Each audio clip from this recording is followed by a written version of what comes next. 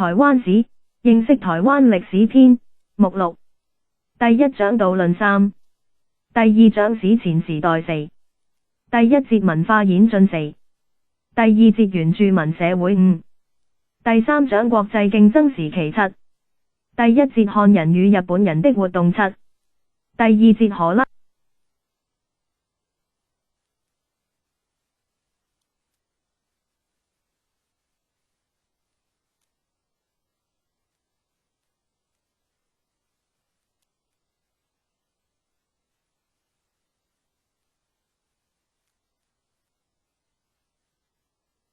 荷蘭人與西班牙人的統治8，第四章鄭氏治台時期12，第一節政治與文教12，第二節與貿易14，第5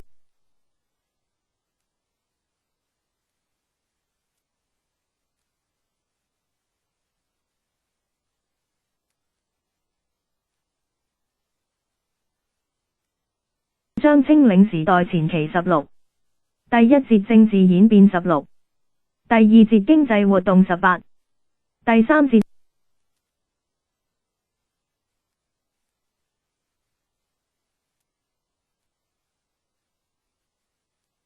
社會與文教發展19，第六章清領時代後期22，第一節開港與國際貿易22，第二節日軍侵台與清然治台政策的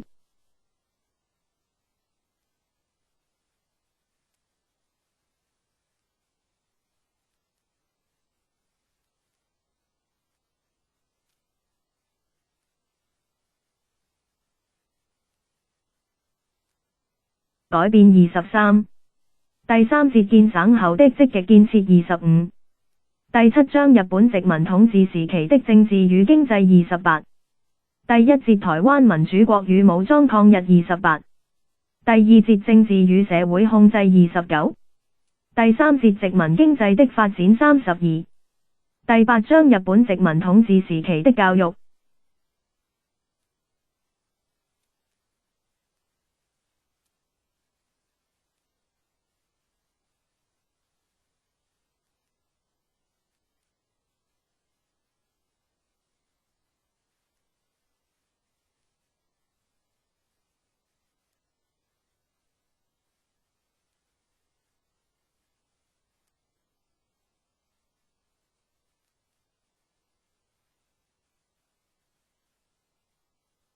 教育、學術與社會35，第一節教育與學術發展35，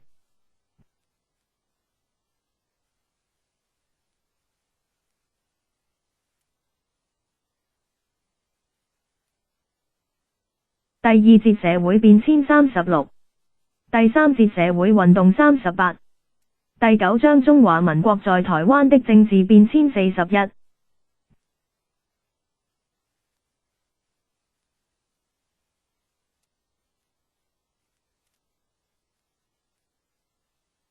第一節初期的政治41，第二節中央政府遷台後的政治發展42，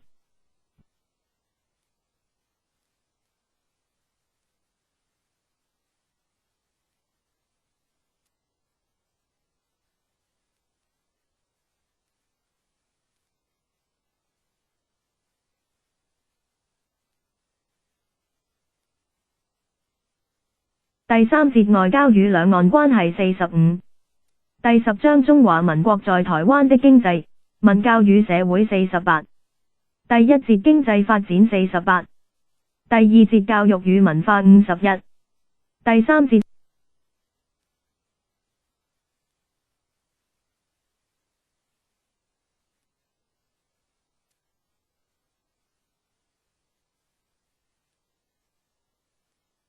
社會變遷53，第11章未來展望56。導論。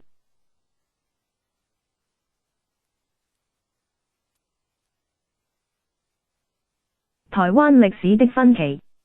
年代時期歷史特色。5萬年前。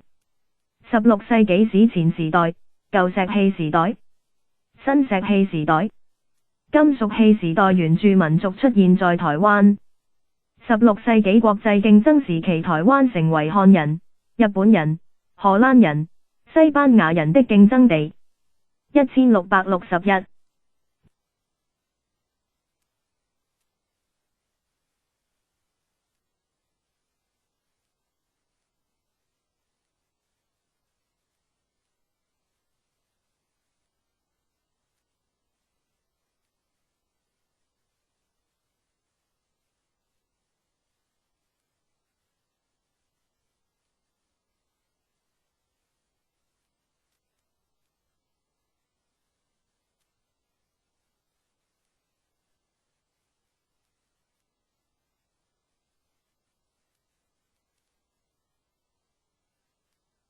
1683鄭氏治台時期，鄭成功擊敗荷蘭人，建立台灣第一個漢人政權。1683。1895清領時代初期，16世紀負18世紀，蕭極治台。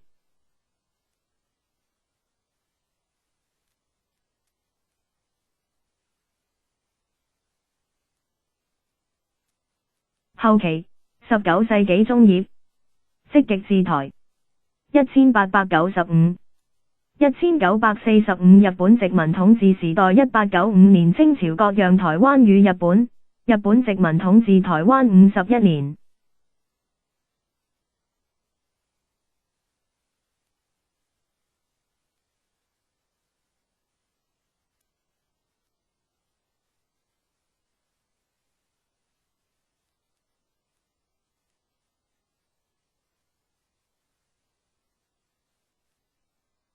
1945至今中華民國在台灣1945年日本投降，台灣歸還中國。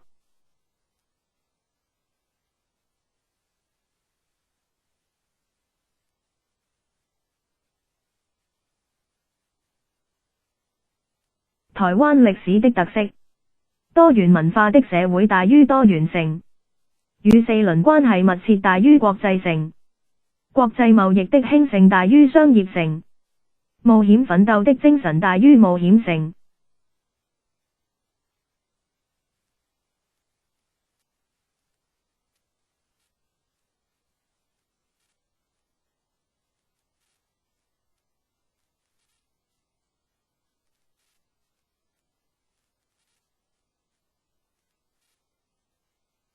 Top 史前時代，文化演進。舊石器時代，台灣島的出現。1萬年8000年前，台灣與中國大陸逐漸分離。1萬年前，台灣島形成。長濱文化。3時間，5萬年前至5000年前，舊石器時代晚期。4地點，台東縣長濱鄉。5文化特色。1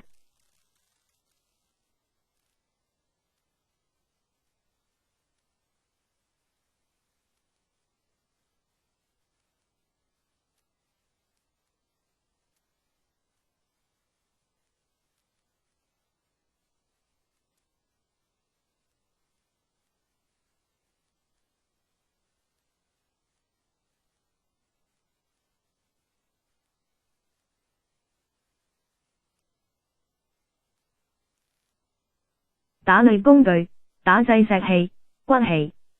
2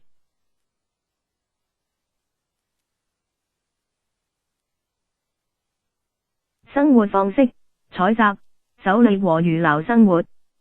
3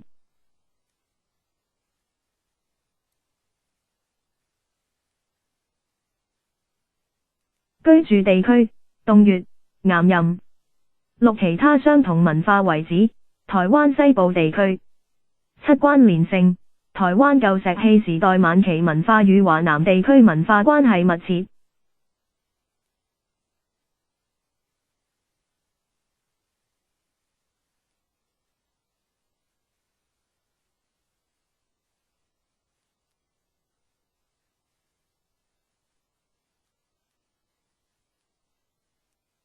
新石器時代。時間，7000年前。代表性文化：一大笨坑文化，二圓山文化，三避南文化。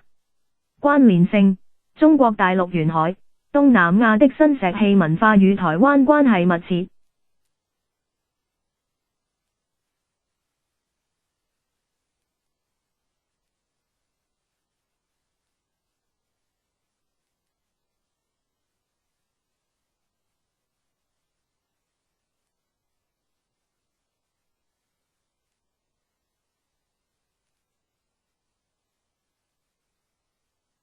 金屬器時代，時間2000年前。代表性文化：一北部13行文化，二南部松文化，三東部靜浦文化。文化特色：四已知使用銅器、鐵器，五已知煉鐵，13行文化。東部和中央山區仍停留在新石器時代晚期。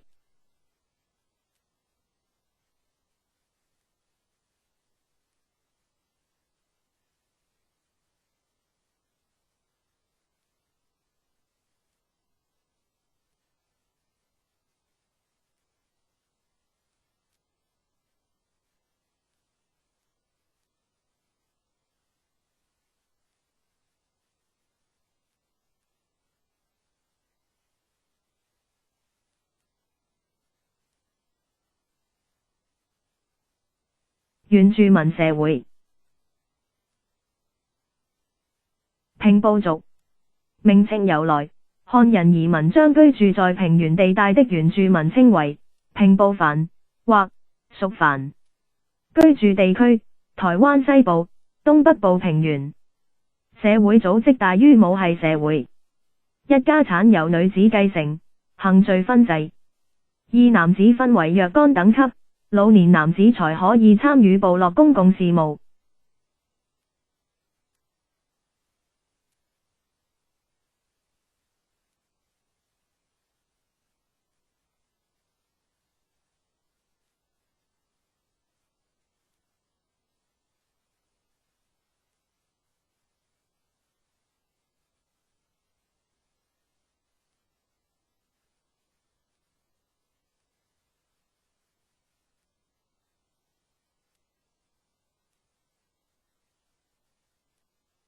高山族，名稱由來，漢人移民將居住在山區的原住民稱為高山藩或生藩，後改叫高山族。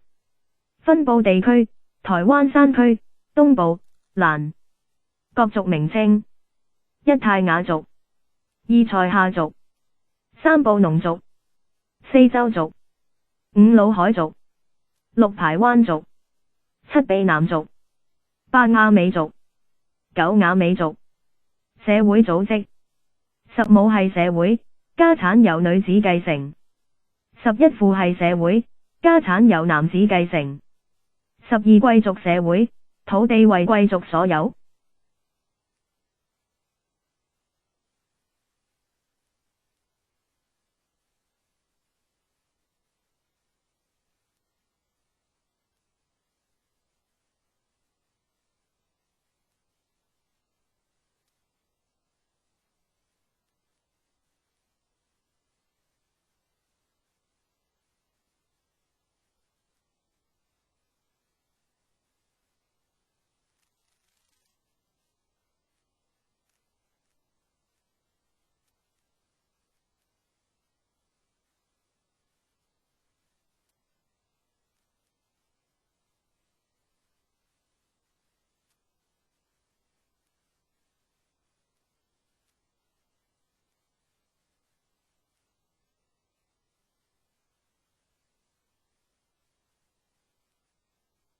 總結：語系，台灣原住民族屬於南島語系。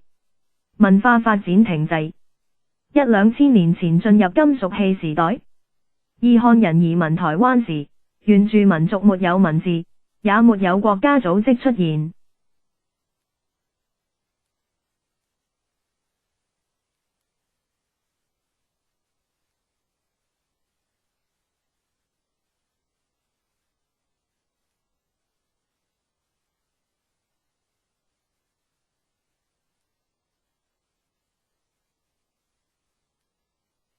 Top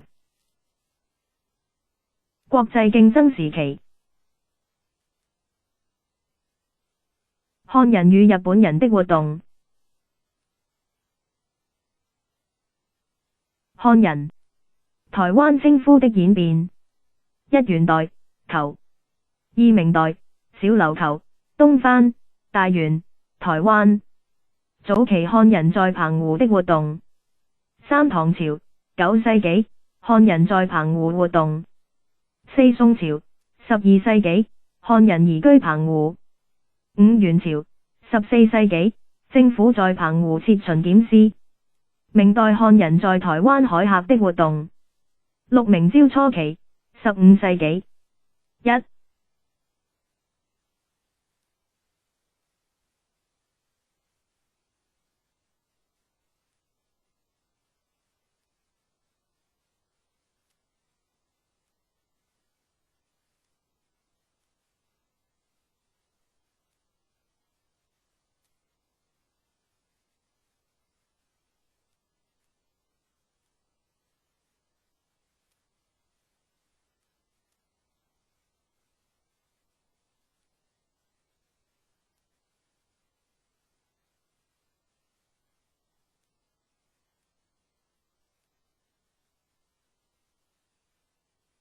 政策，明太祖實施海禁政策，不准人民到海上活動。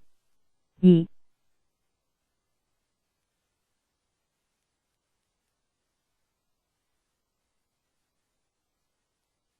原因，防備倭寇，日本海盜，漢人海盜。三、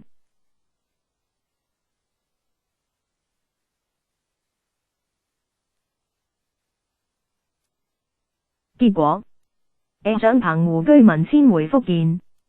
別福建多山，居民需要到海上謀生，澎湖並未沒落。七明朝中期，16世紀。一、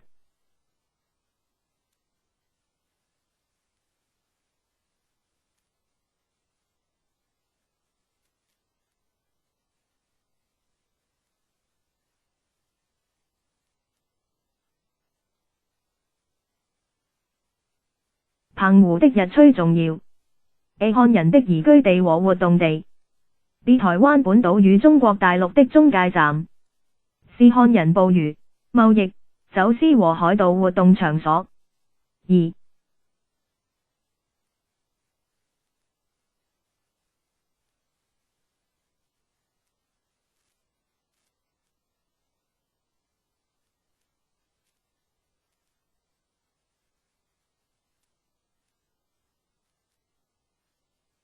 派軍防守。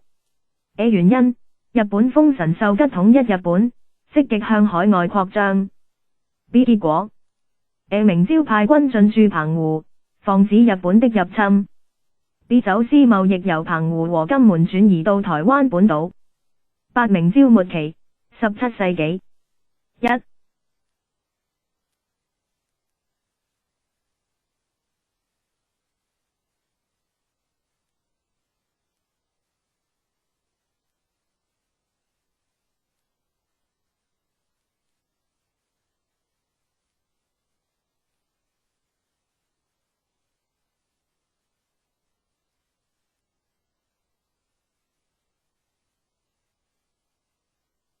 海盜巢穴，海盜領袖顏思齊將大本營由日本九州移到台灣。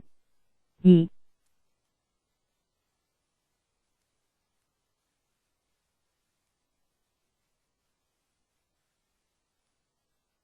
鄭芝龍的海上王國。顏思齊死後，鄭芝龍領導其部眾。B 鄭芝龍率眾向明朝投降，將部眾移至福建。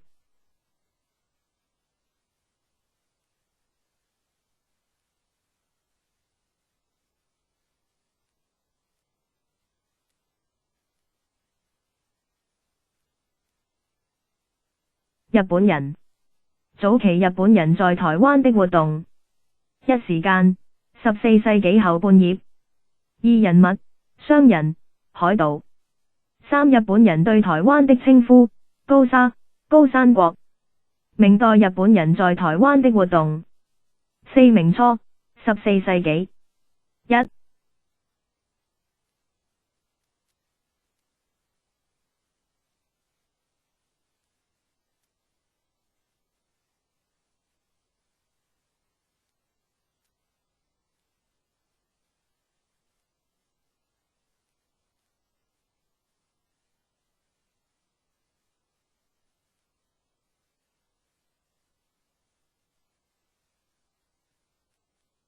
原因，明代實施海禁政策。二、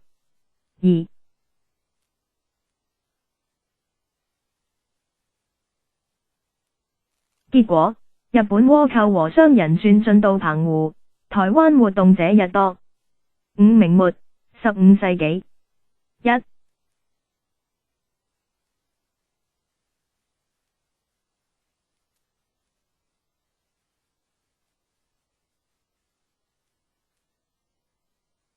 原因，明朝派兵進駐澎湖，進擊台海一帶的倭寇。二、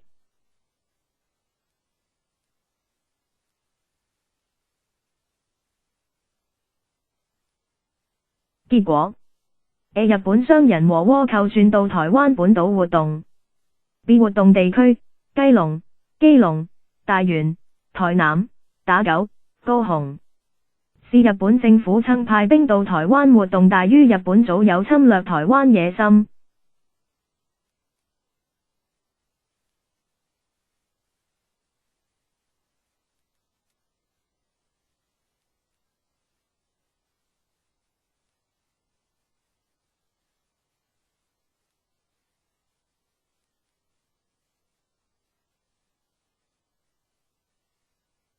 荷蘭人與西班牙人的統治。福爾摩沙島的由來。時間：16世紀初葉。稱呼由來：葡萄牙人將台灣稱為福爾摩沙島，原意美麗的海島。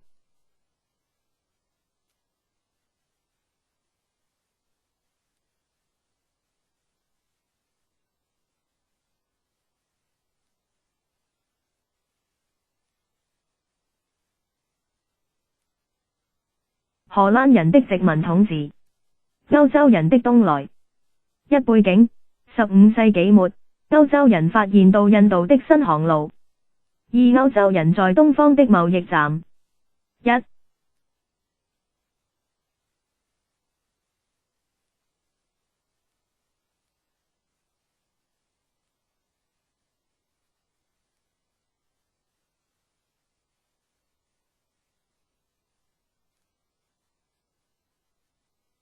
時間：16世紀後半葉。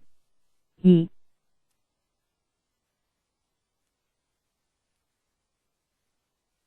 貿易據點：A 葡萄牙人，澳門。B 西班牙人，菲律賓的馬尼拉。三、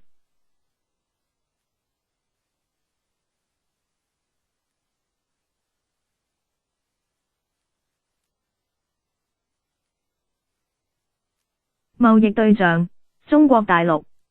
荷蘭人的東來。三、初佔澎湖。一、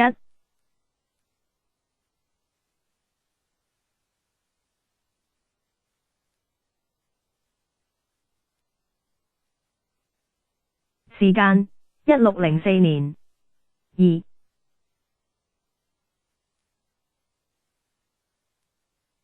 侵佔者：荷蘭聯合東印度公司。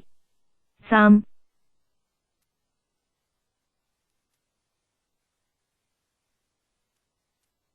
結果，明朝將領沈有容逼退荷蘭人。四、再佔澎湖。一、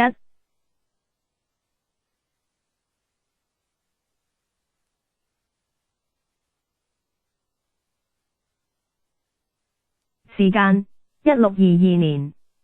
二、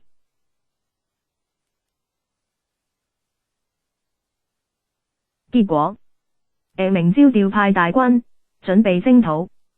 B 1624年荷蘭人撤離澎湖，轉往大園、台灣。522。一、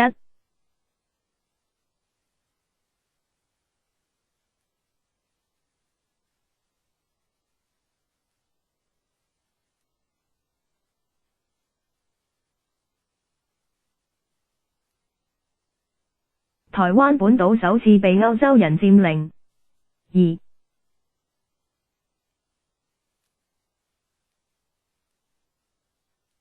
17世紀初，台灣的國際地位變得更為重要。荷蘭人的統治手段。6. 對原住民的控制。1.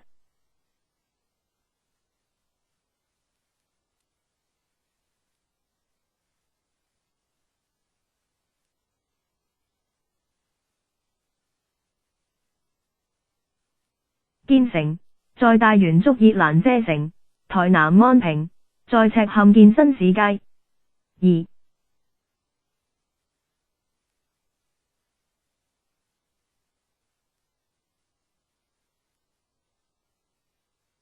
武力征服許多原住民部落。3.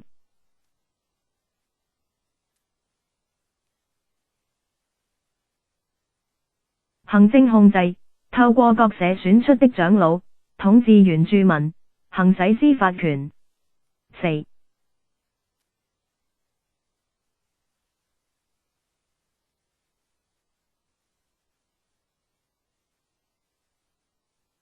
傳播基督教。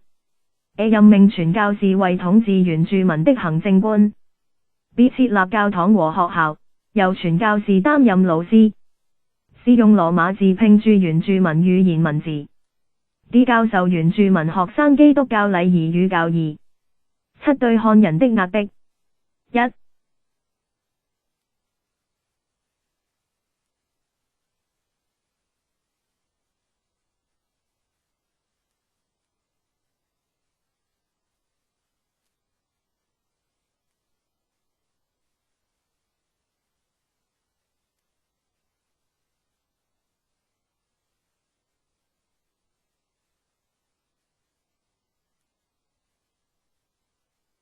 招募漢人開墾土地。A. 原因，提高農業生產力。B. 壓迫漢人。A. 不給漢人土地所有權。B. 任意遷徙漢人離開耕作地。C. 嚴禁漢人與原住民私上交易。D. 對漢人開徵各種苛捐雜誌。E. 強迫娶原住民為妻的漢人改信基督教。F. 嚴禁漢人私藏武器和自由集會。2.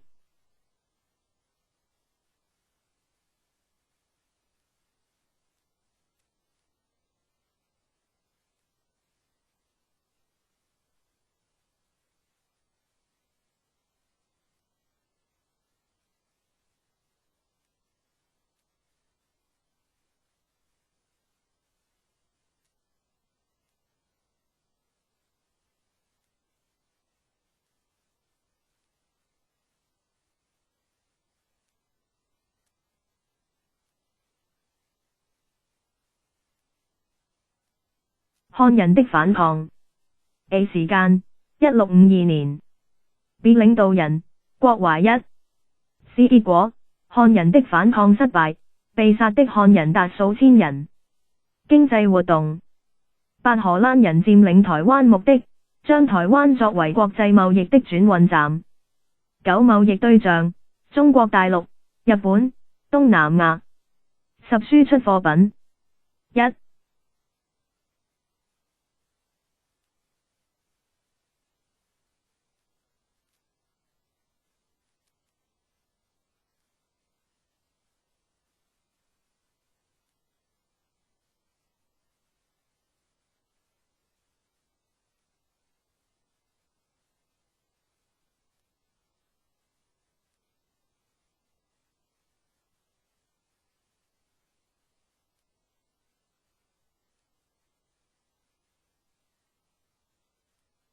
主要貨品，稻米和蔗糖。2.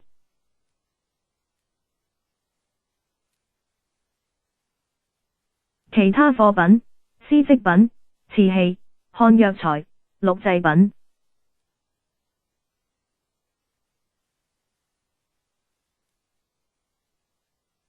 西班牙的殖民統治。統治範圍。1. 時間1626年。2. 佔領地區，滬美、淡水、甲仔蘭、宜蘭。3. 建成，西班牙人在滬美建聖多明哥城，今淡水紅毛城附近。四設立天主教傳教區。一、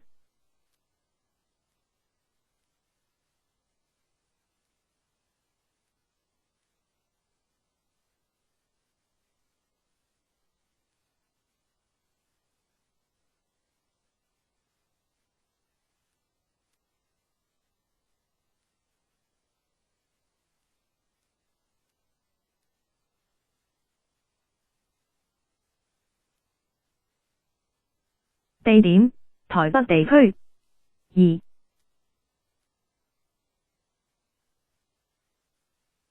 傳教對象：原住民、漢人、日本人。三、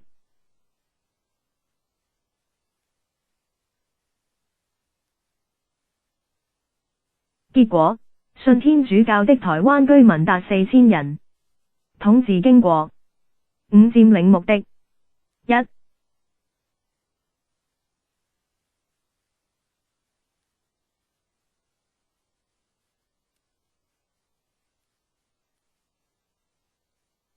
經濟因素，將基隆和滬尾發展為國際貿易中心。二、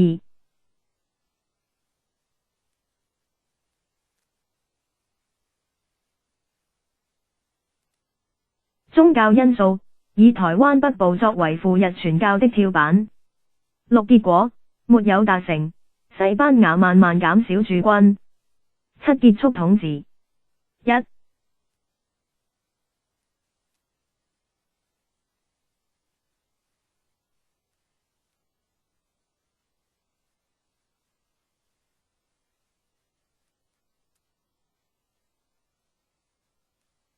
時間：1642年。二、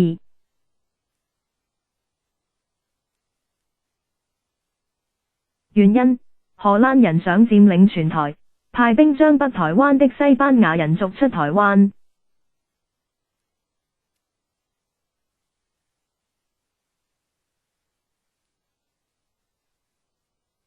台灣其他地區。一、河西勢力之內，台灣中部一帶出現統治接近20個部落的共主大於但服從荷蘭人的統治。二、河西勢力之外，原住民維持原有生活方式，不受荷蘭人和西班牙人的影響。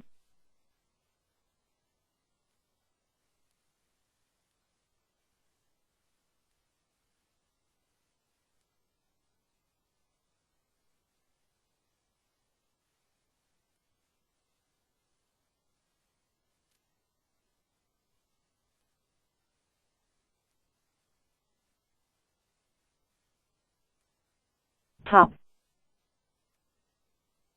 鄭氏治台時期。政治與文教。台灣鄭氏政權的建立。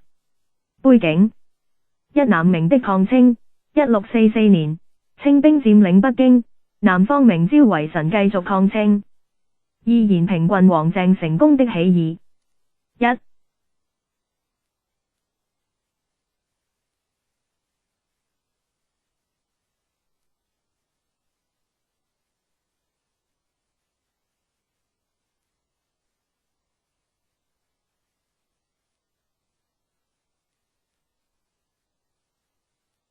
時間：1646年。二、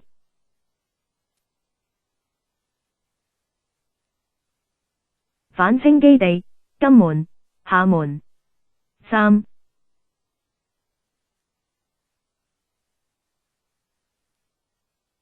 結果，遭受重大挫折，鄭成功進取台灣。三、原因：台灣土地肥沃，有發展潛力，戰略地位重要。四、經過。一、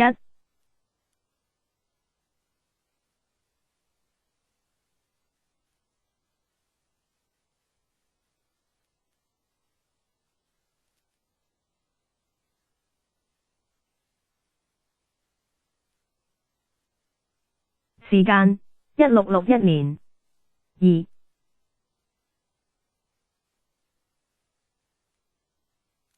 戰役：進攻荷蘭人統治的台灣地區。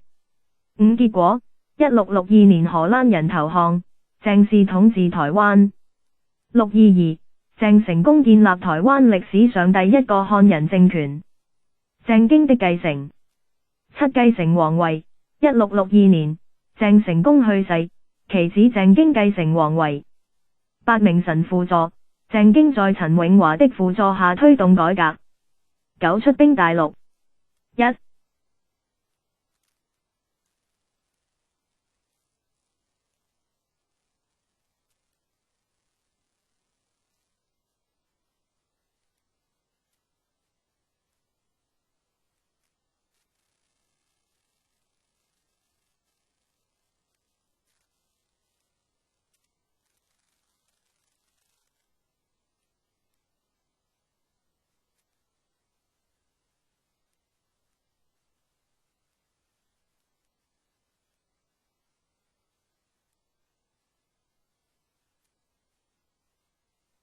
原因：清朝發生三藩之亂時，鄭經出兵大陸。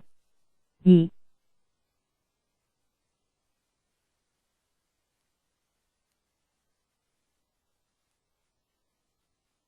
結果 ：A 初期佔領閩粵部分地區 ，B 後期兵敗退回台灣。十不理政事，鄭經兵敗大陸後，將政事交由兒子鄭克莊處理。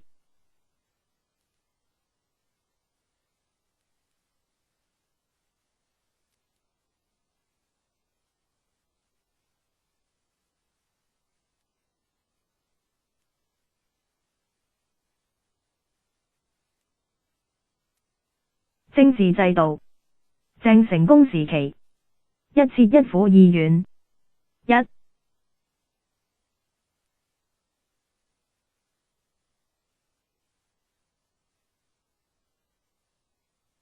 一府設承天府於赤坎，台南，是當時的行政中心。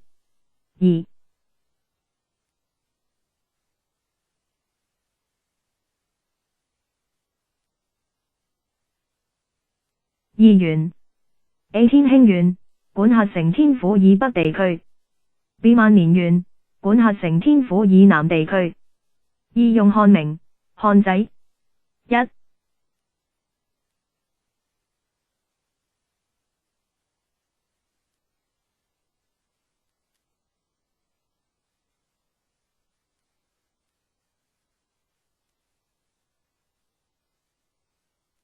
漢名 A 稱台灣為東都。B 葉蘭遮城改名為安平鎮。2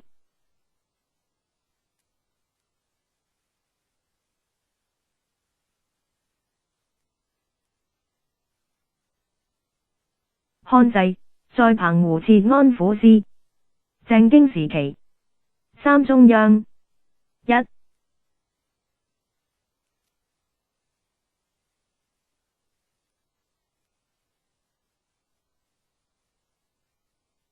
東都改名為東寧。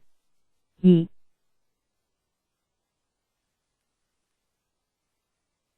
增設職官，健全組織。4地方，天興縣、萬年縣改為州，各設知州掌理州務。5原住民事務，設南路和北路安撫司，處理原住民相關事務。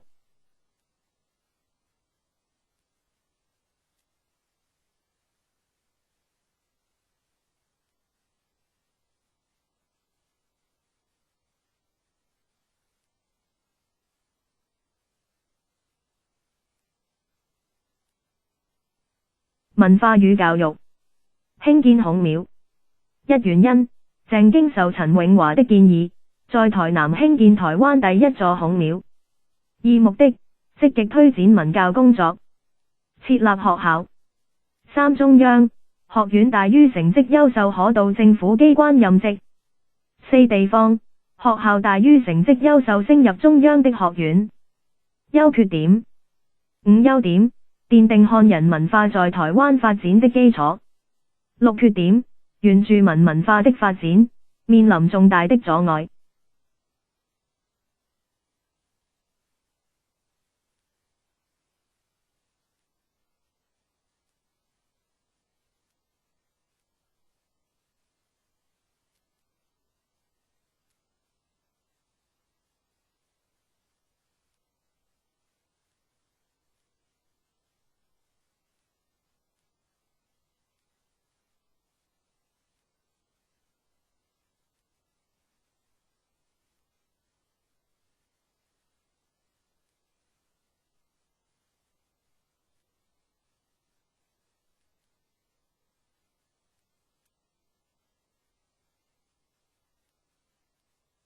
與貿易。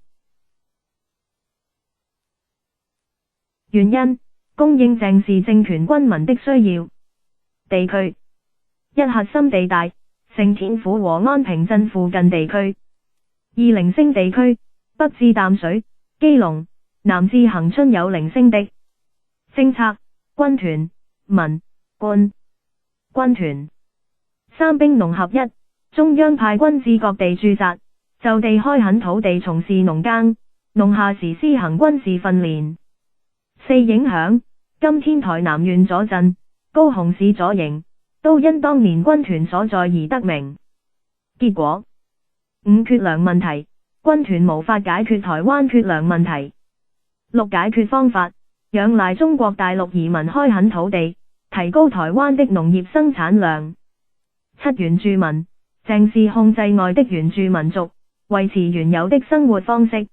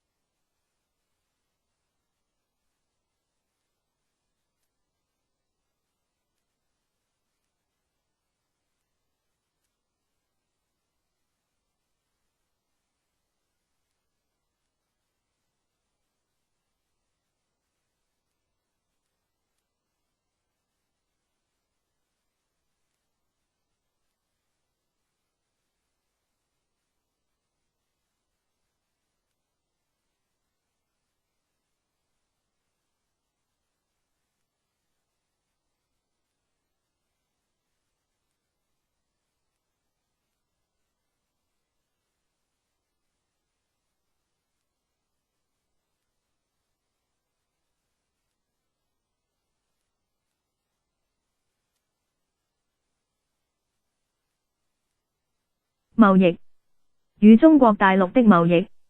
一鄭成功時期，清朝封鎖台灣，台灣與中國大陸的走私貿易中斷。二鄭經時期，恢復走私貿易。一、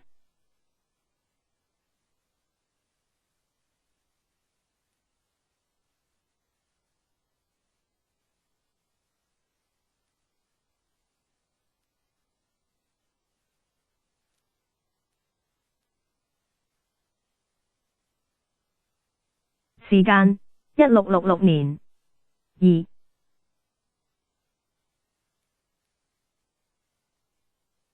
建議者陳永華。三、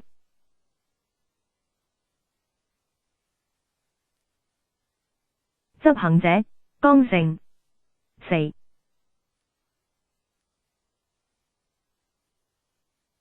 走私地點廈門。五、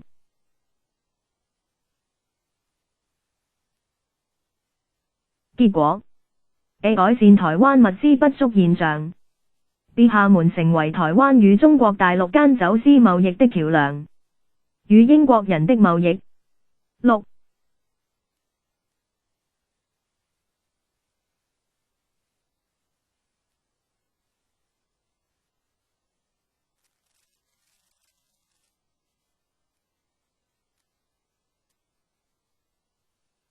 簽訂商約，鄭氏政權與英國東印度公司簽訂通商條約。七、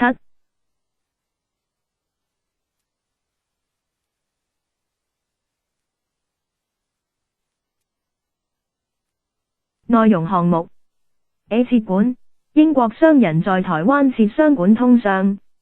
B 貿易項目 A 輸出蔗糖、鹿皮等台灣特產。B 輸入軍火與布料，與日本及南洋的貿易。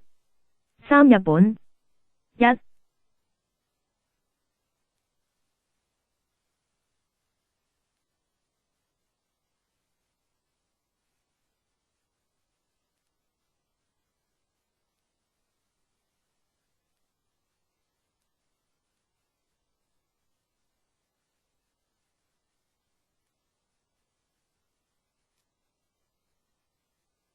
台灣對日本輸出貨品，蔗糖、鹿皮、稻米，中國大陸的絲織品。二、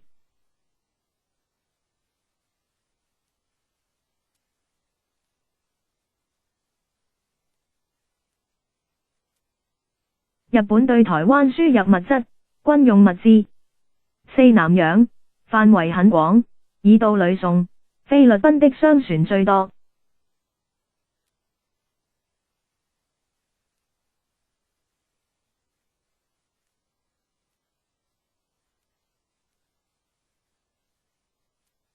Top 清領時代前期，政治演變。鄭氏的降清，鄭氏政權的不穩。一內亂，1681年，鄭經去世，台灣發生內亂，鄭克莊被殺。二政局不穩，鄭克爽繼位後，大權旁落，台灣政局不穩。鄭氏政權的結束。三時間，1683年。4攻台統帥，施琅。5戰役，澎湖海戰。6結果，鄭軍大敗，鄭克爽投降。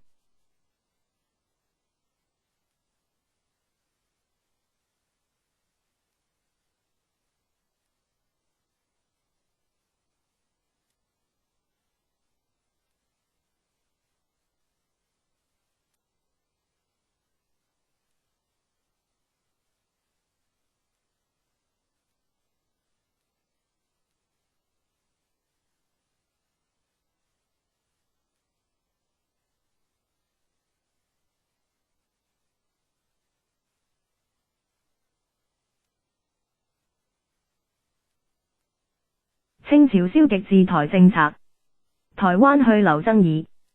一棄台派。一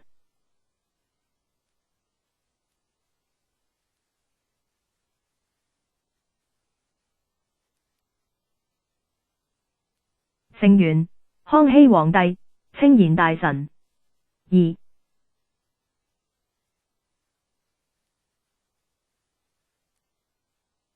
原因：A 台灣為未開發的彈丸小島。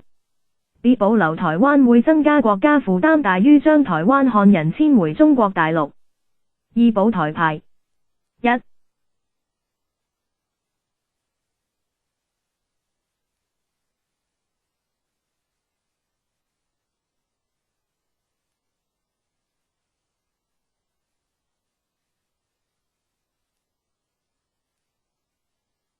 成員：施琅。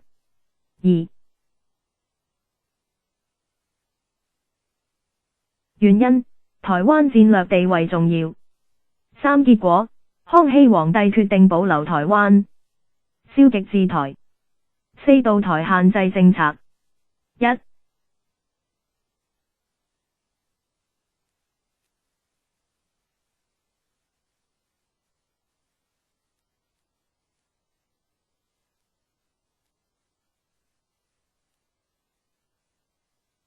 原因：防止台灣成為反清的基地。二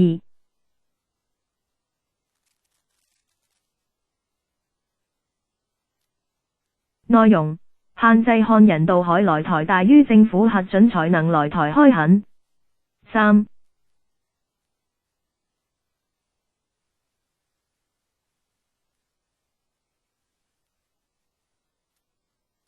結果：偷渡到台灣者依然眾多。5原住民政策。一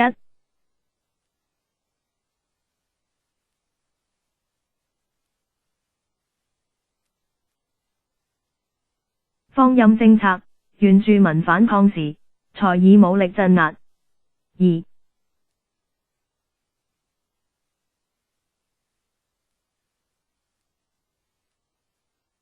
封山政策。A 內容：A 劃分漢人和原住民區。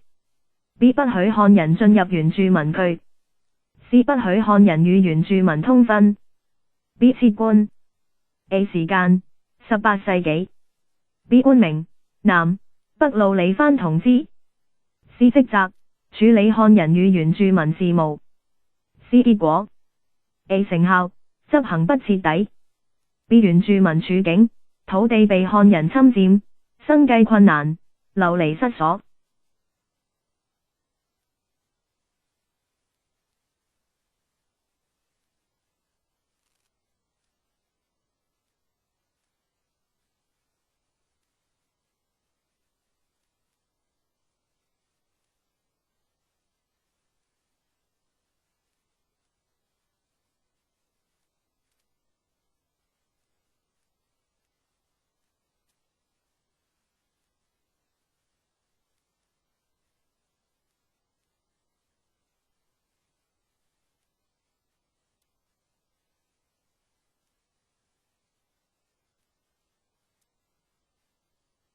地方行政區的設置。康熙年間設一府三縣，一府，台灣府、知府，大於福建省管轄；二縣，台灣縣、鳳山縣、諸羅縣、知縣。雍正年間增設行政區。三原因：一、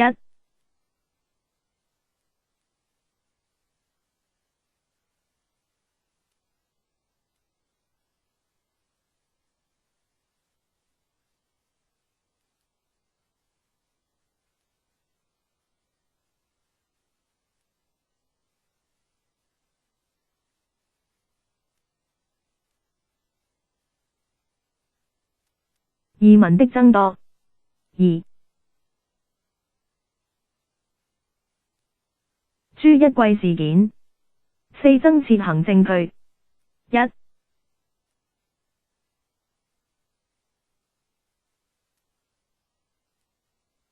彰化縣，虎尾溪和大甲溪之間。二、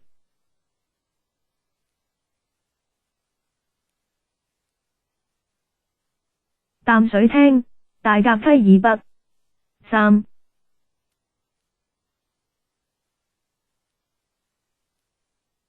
澎湖廳，澎湖改設為廳。東部行政區的設置。五原因：一、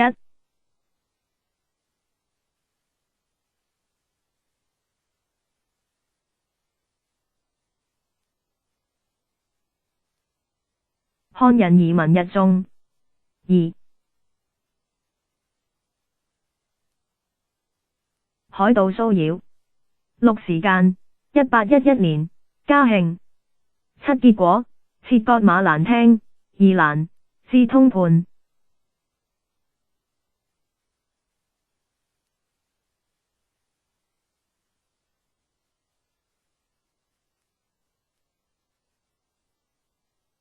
經濟活動。土地。清代台灣土地分類：一、番地，原住民活動區；二、民有地，漢人擁有的土地；三、無主地。開墾方式。四、番地。一、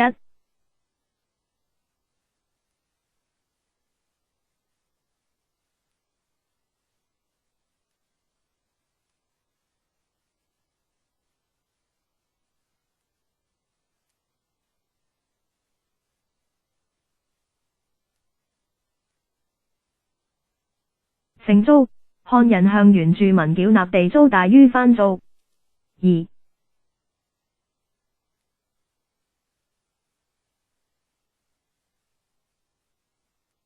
強奪，初期漢人巧取強奪原住民土地，後期武裝暴力強佔。五、無主地。一、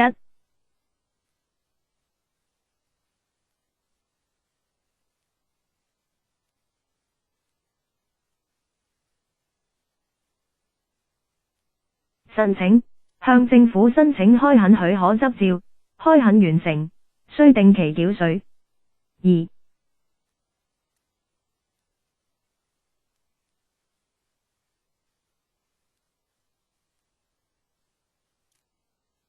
自行佔領。六、資金來源，漢人開墾土地多採合資開墾方式。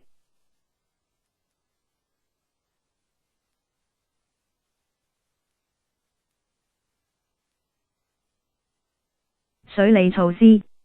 水利工程的必要性，水稻種植需大量的水源。水源。一、水潭，水波大於不能滿足實際需要。二、水圳的興築。一、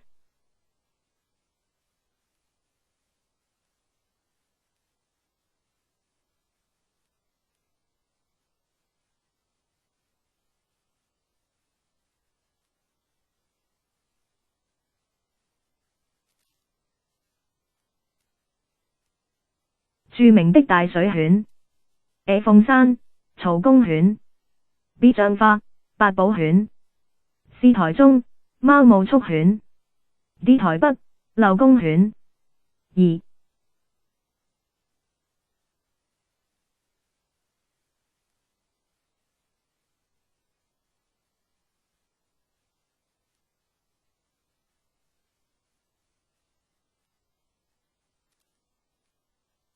經濟效益 A 灌溉區內稻米可以熟 B 單位面積生產量提高。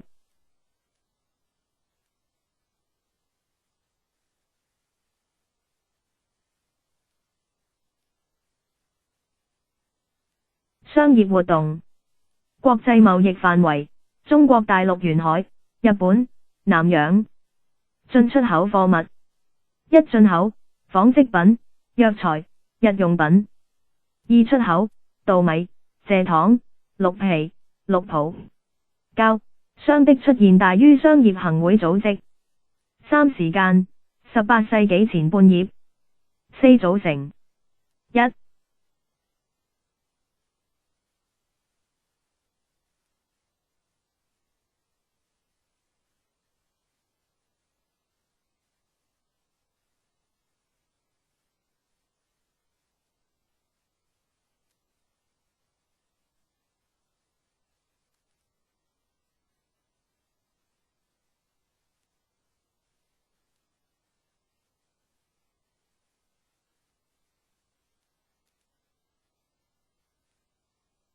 貿易地區相同的商人 A 台南的北郊、天津、煙台和上海地區商人 B 台南的南郊、廈門、漳州、泉州地區商人。二、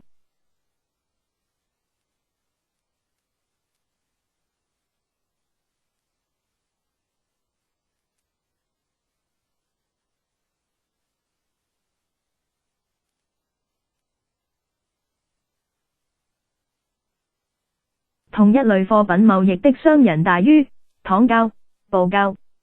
五盛行地區，台南、綠黨、艋舺、萬華。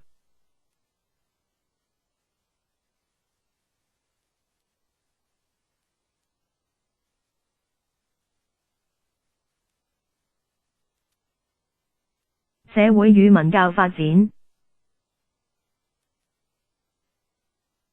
社會組織，同鄉群居，漢人來台，同鄉群居一處，沿用大陸原鄉民為地名。祭祀組織，一廟宇，移民社會的信仰和活動中心。二家鄉守護神。一、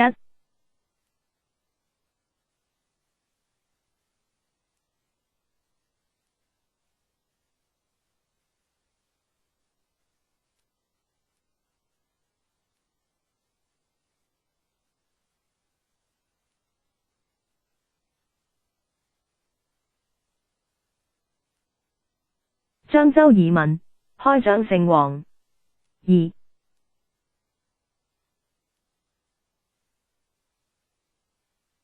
泉州移民，寶生大帝。三、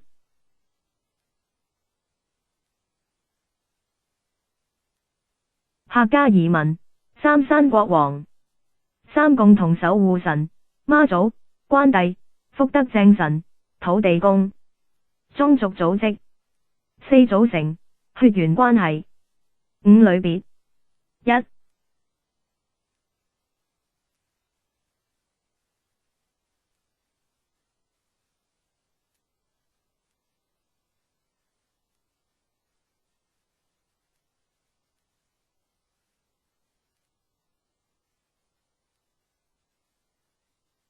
唐山組。二、開台組。民變與分類械鬥。民變。一原因。一、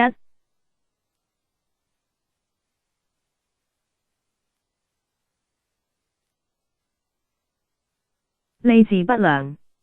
二、軍紀不佳。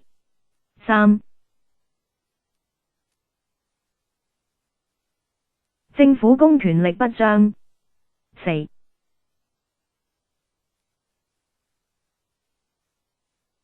社會福利與救濟措施不足。五、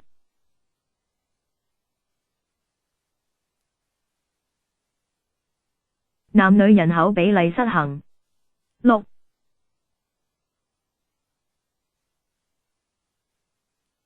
秘密結盟盛行。七、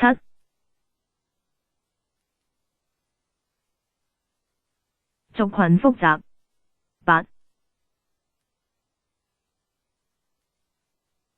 羅漢腳，很多。二清代三大民變。1.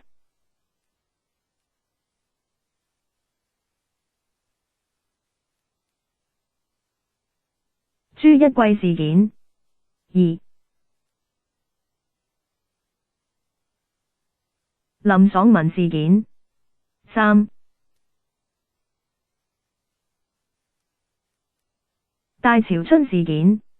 分類械鬥大於打群架。3原因：二民以組織、姓氏、職業為分別進行持械打鬥。4主要的分類械鬥、組織械鬥。1.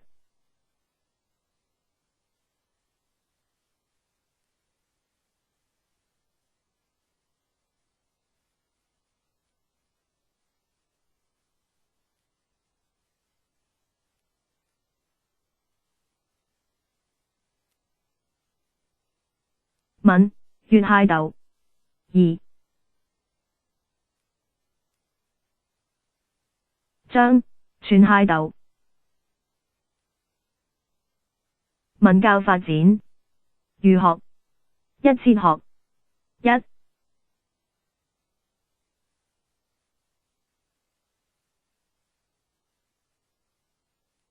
婦儒學，台灣婦。2.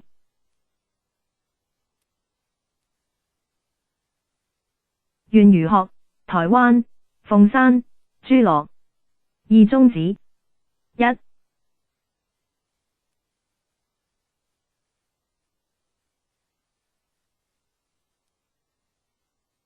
培育國家公務員。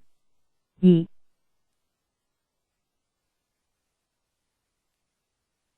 掌管民廟。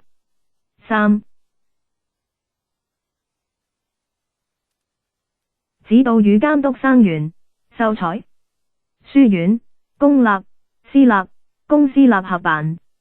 醫學，早期為公立，後私立佔多。社學，供原住民子弟就讀，屬公立學校。文學，民間之書坊，屬私立學校。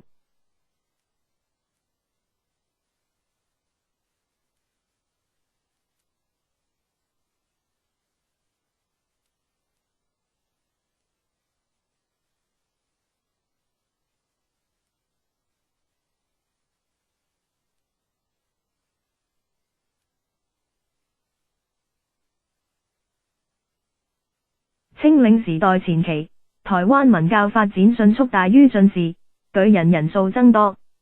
Top。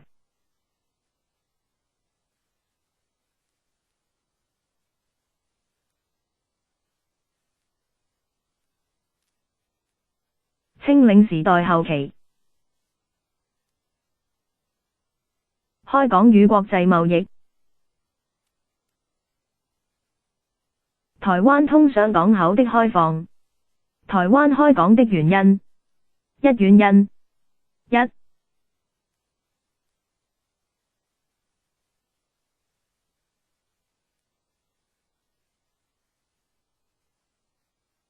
戰略地位，台灣居交通要衝。2.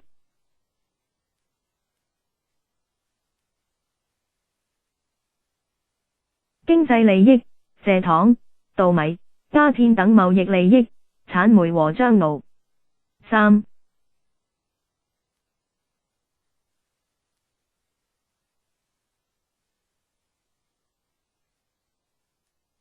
航路安全，台灣海峽常發生船難。2近因，英法聯軍之役，清朝戰敗，台灣被迫開港。3開放港口，安平、打狗、滬尾、基隆。4外商洋行，義和、德記、寶順。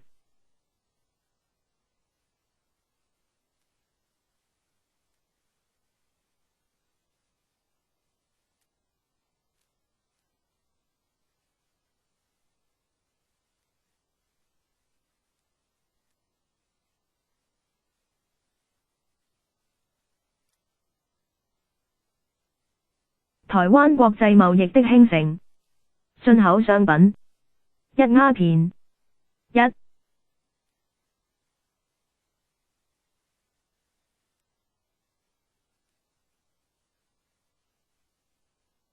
甲午戰爭前，鴉片佔進口總值一半以上。2.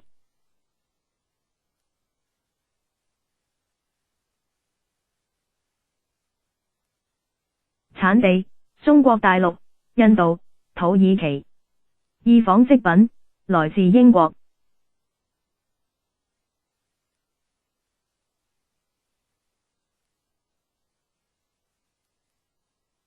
出口商品： 3. 茶。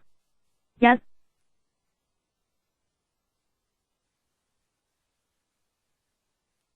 佔出口總值一半以上。 2.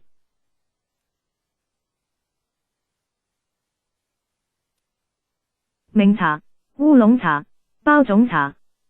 3.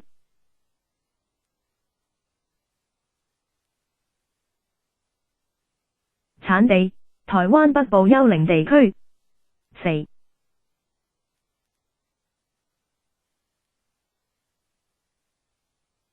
出口地區：美國、南洋。 4. 蔗糖。 1.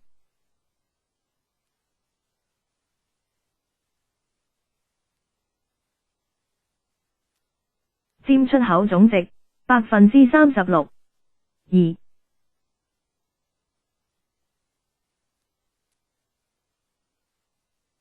產地：台灣南部。 3.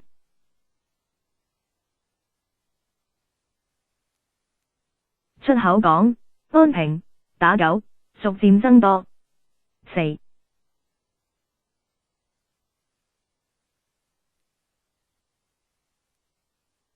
出口地區：中國大陸、日本、澳洲。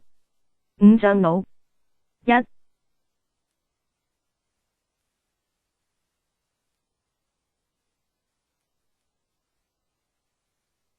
佔出口總值 4%。 2.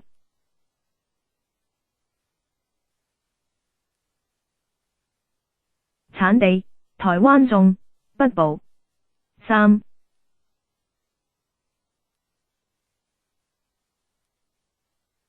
出口港：滬尾。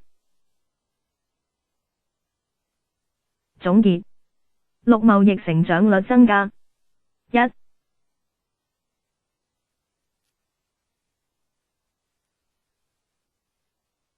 台灣貿易成長率 8%。 2.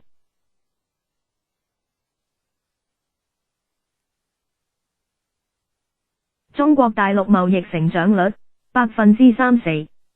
7. 出超：1878年後，台灣貿易一直是出超。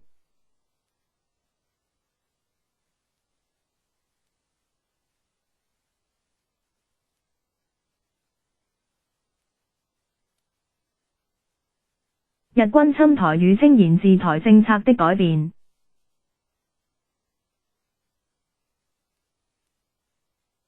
日軍出兵台灣，牡丹社事件。原因：1871年，琉球漁民在台灣南部牡丹社被原住民殺害。出兵：1874年，日本以情辦兇手為由，派兵侵台。外交談判： 1. 日本方面。 1.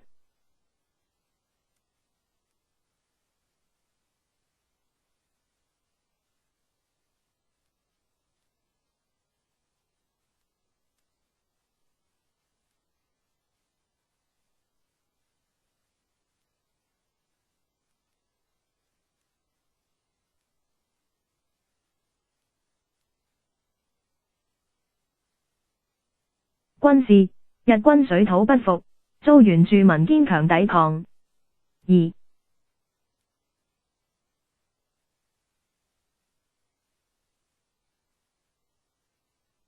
政治：政府內部意見不一致，得不到國際支持。 2. 清然方面。 1.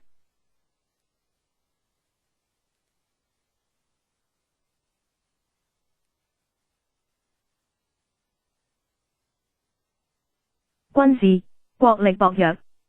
2.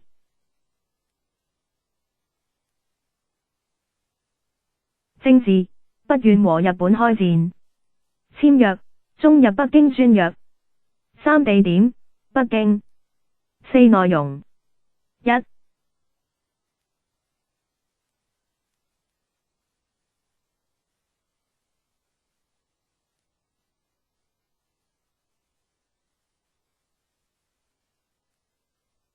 日本撤兵台灣。二、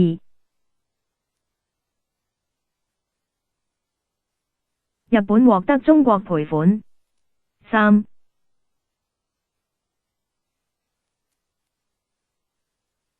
清然間接承認琉球群島是日本屬地。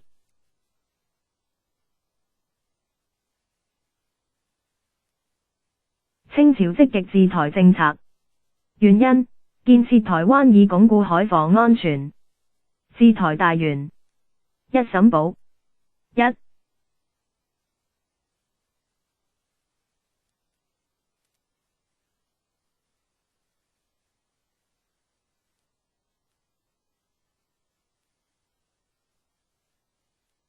增強海防，在安平，其後，東港修炮台。二、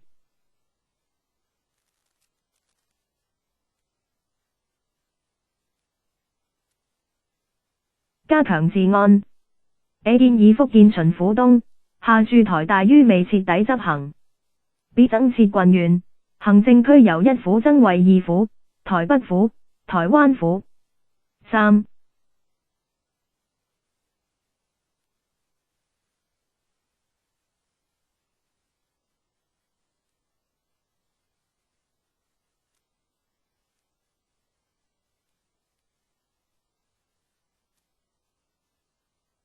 後山、東部的開發。A 廢禁令。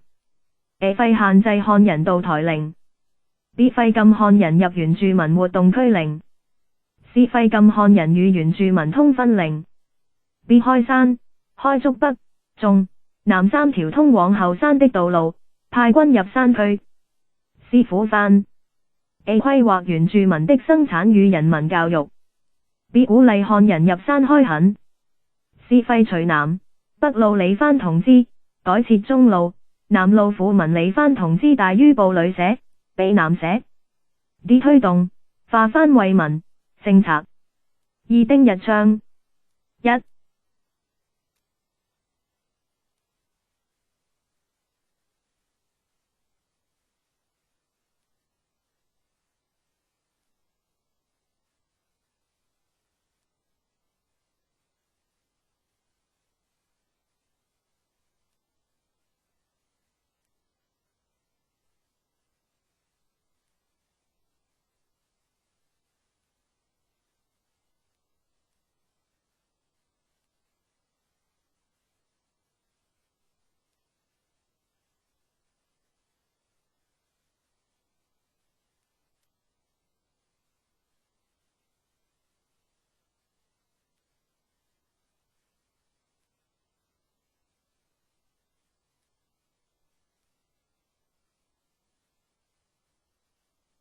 來台。1876年，丁日昌以福建巡撫的身份駐台半年。二、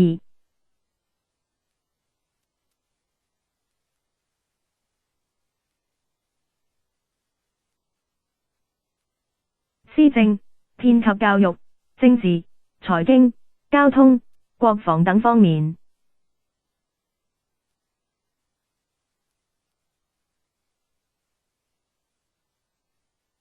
建省後的積極建設。台灣建省經過。早期建省建議。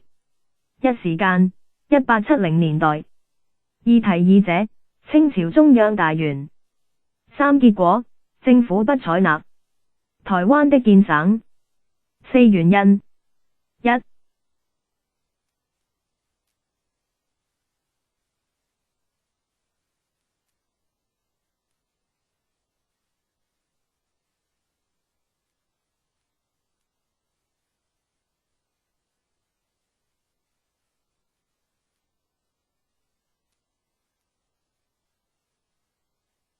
中法戰爭。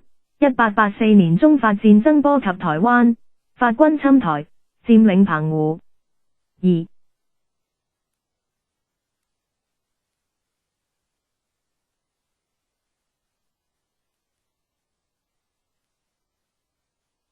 加強海防。清朝了解台灣地位重要，派劉銘傳督辦台灣軍務。五建省。一、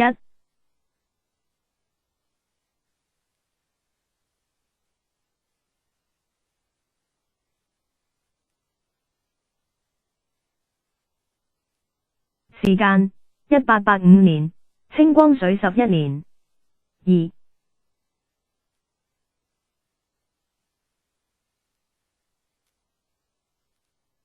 首任巡撫劉銘傳。台灣建省後的建設。政治。一、設省會於台中大於但沒成功。二、調整行政區大於三府一直州。一、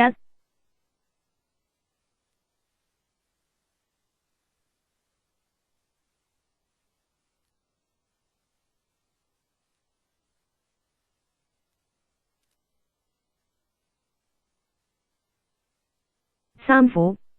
A 台灣府大於台灣中部。B 台南府大於原台灣府改稱。C 台北府大於台灣北部。二、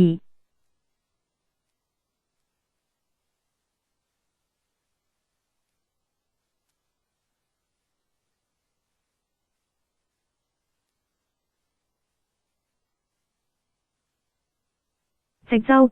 設台東直州。三、征討和綏撫原住民。一、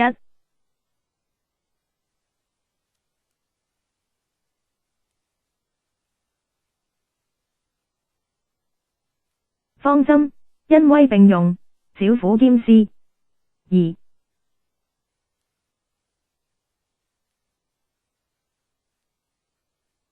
方式。A 未降服者，軍事討伐。B 降服者，設府局和藩學堂，施以教育財經。四、方式。清理土地田賦。五、結果。一、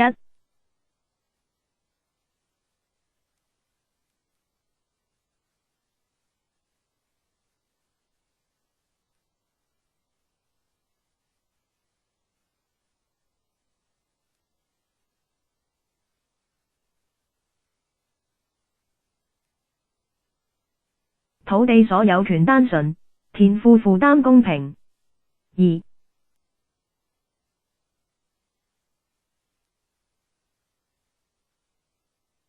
政府收入增加。交通。六、購買輪船，行駛台灣、中國大陸、東南亞各港口之間。七、架設電報線。一、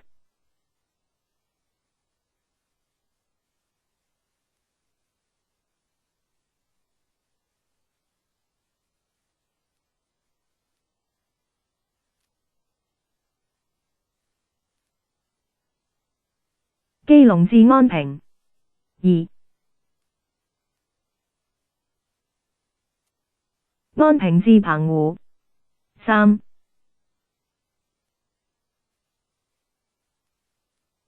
滬尾至福州。八、郵政。郵政總局設於台北，各地設站。九、鐵路。以台北為中心，向南北興築。一、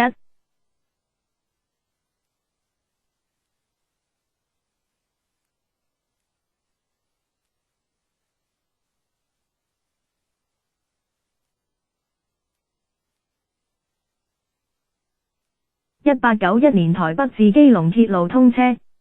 二、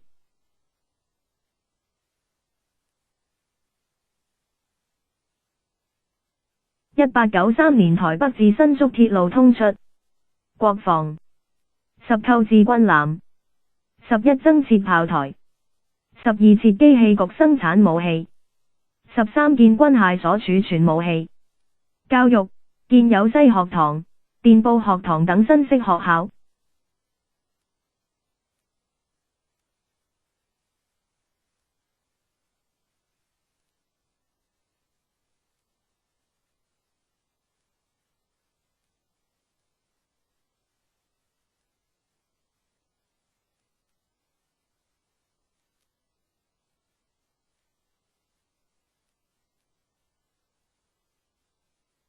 劉銘傳之後的台灣。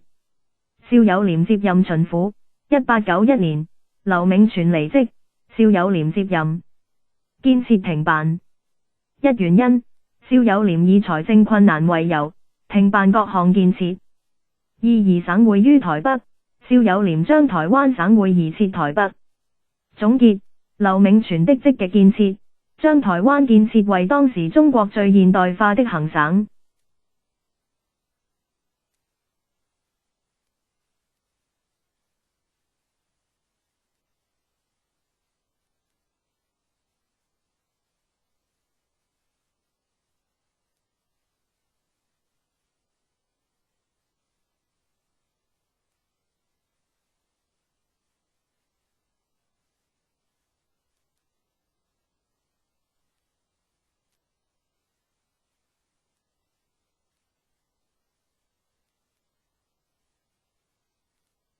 Top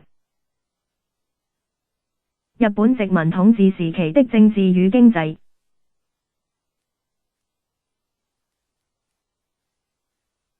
台灣民主國與武裝抗日。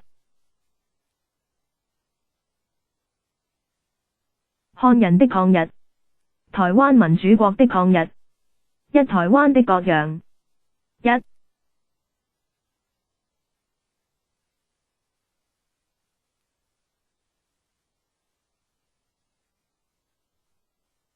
時間1895年，甲午戰爭結束後。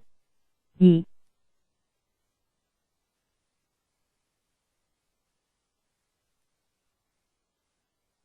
原因，中日簽訂馬關條約，割讓台灣、澎湖給日本。三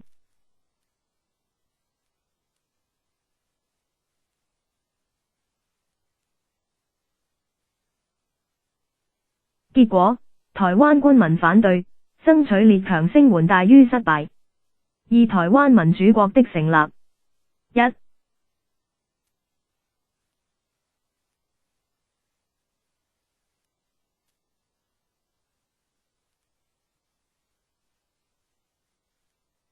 總統，唐景崧。二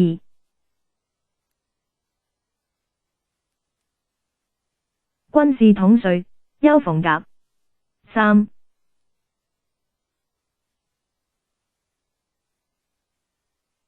目的，抗拒日本的接收。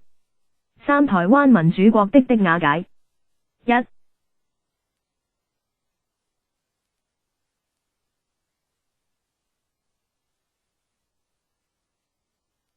日軍佔領台北，唐景崧、丘逢甲逃往中國大陸。二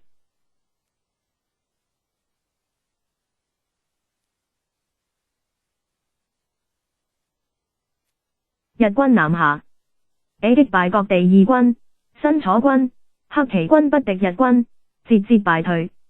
B 佔領台南城，黑旗軍統帥劉永福棄守台南，逃往大陸，日本佔領台南。各地義民的抗日。四前期的抗日。一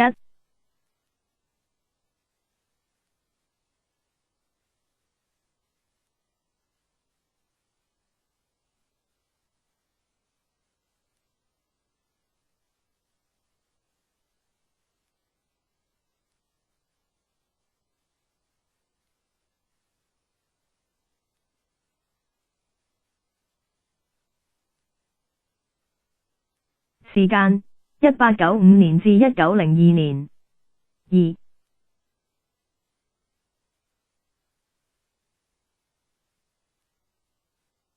戰術，採取游擊戰術，嚴重打擊日軍。三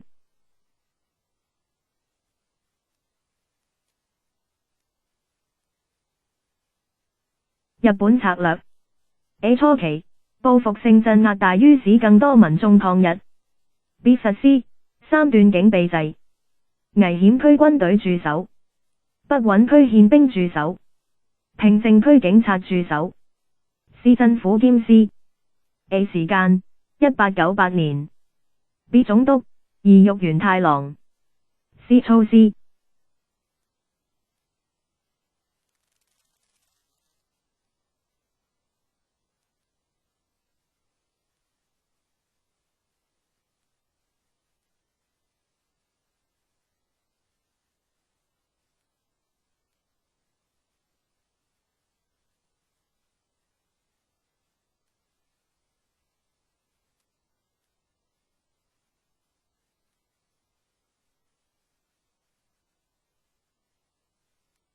武力鎮壓，擴充武力，利用壯丁團，鎮壓抗日。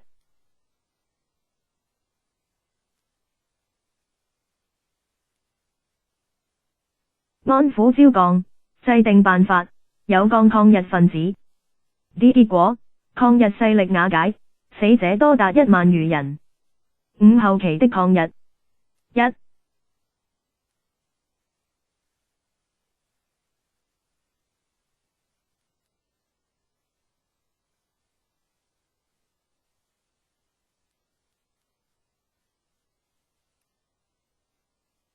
時間：1907年至1915年。2.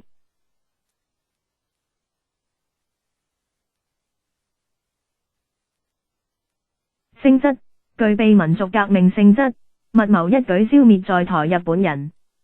3.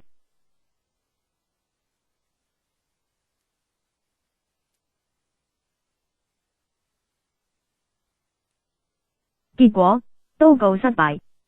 苗栗事件：1913年，羅福星等20人被處死。別西來庵事件：1915年，余清芳等100餘人被處死。4.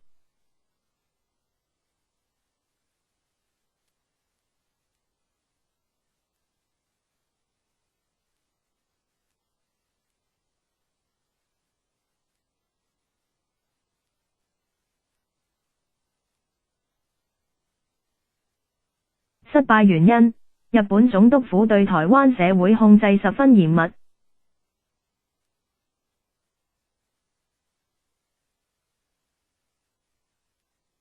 原住民的抗日，霧社事件。時間：1930年。地點：霧社。原因：原住民不滿日本官吏的橫暴和壓制。領導人：莫那魯道。經過：殺害參加運動會的日本人，奪取武器彈藥，退入山中。結果：一總督府以武力鎮壓，霧社原住民死傷慘重。1931年日本警察唆使親日原住民攻擊霧社，多人被殺。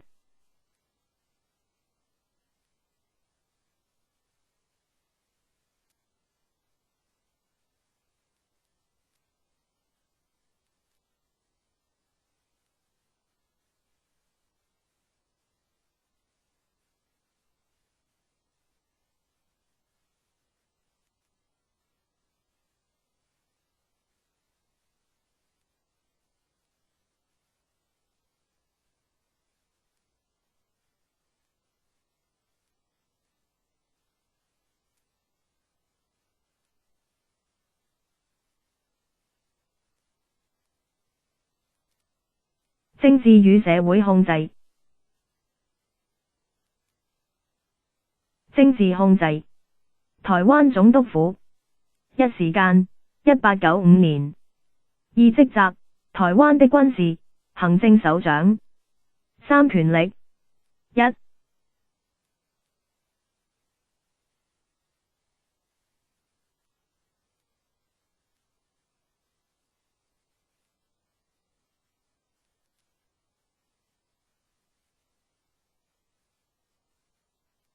依據法律第63號63法。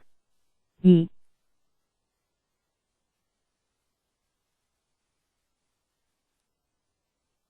內容 A. 立法，委任立法制，授權台灣總督頒布具有法律效力的命令。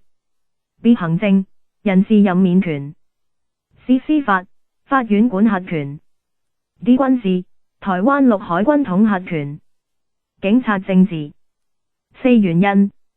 1.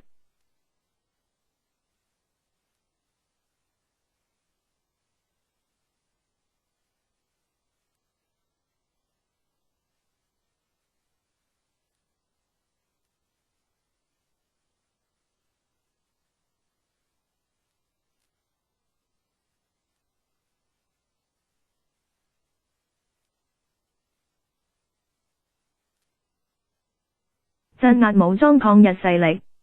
2.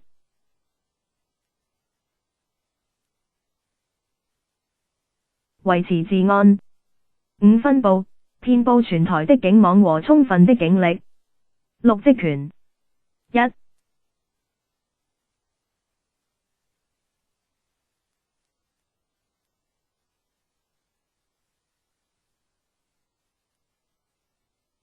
執法大於執行法律和維護公共秩序。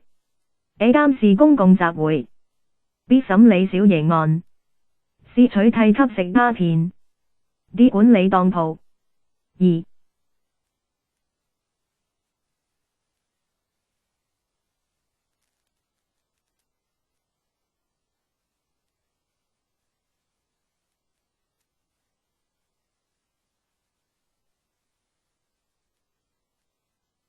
行政大於協助地方政府處理行政。A 協助宣傳政令。B 收稅。C 管理戶籍。D 普查戶口。三、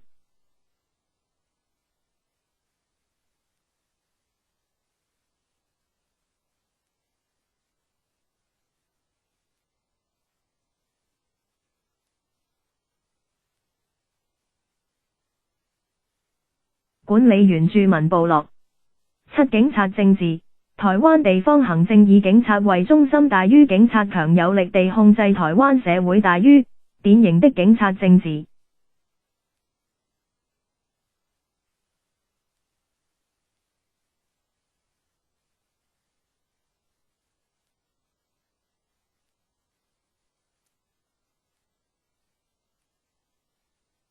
社會控制。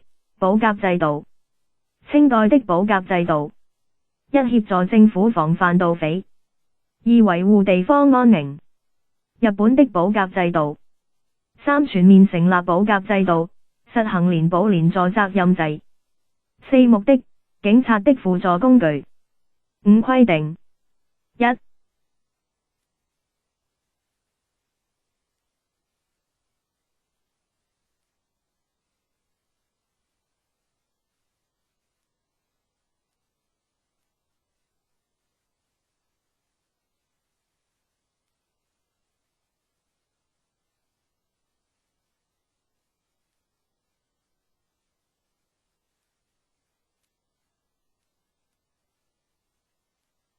甲場10戶為一甲。二、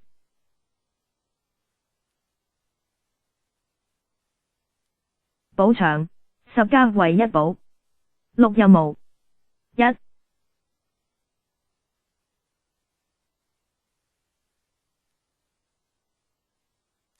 調查戶口。二、監視出入者。三、預防傳染病。四、修橋鋪路。五、義務勞動。六、組成壯丁團。七、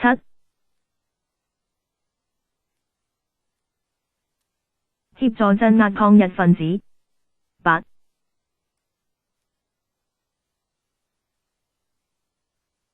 防範天災。九、制定保甲規約。皇文化運動。由來，1937年中日戰爭爆發，日本為因應戰爭的需要，推動皇文化運動。作法：一、鼓勵常用日語；二、養成日式生活習慣；三、改從日成；四、供奉日本神祇。目的：使台灣人具有日本國民的愛國心和犧牲精神。徵兵制，招募台人從軍，實施徵兵制大於台籍日本兵多達20萬人。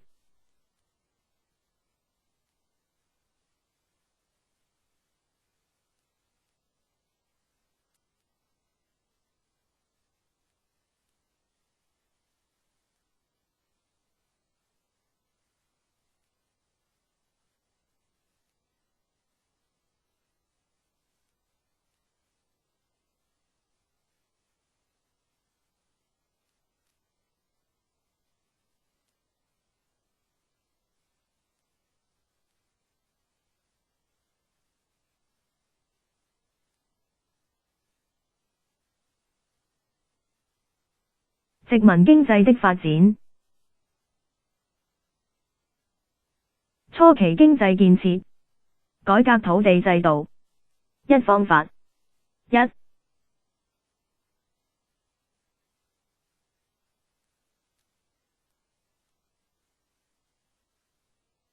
查明耕地面積。二、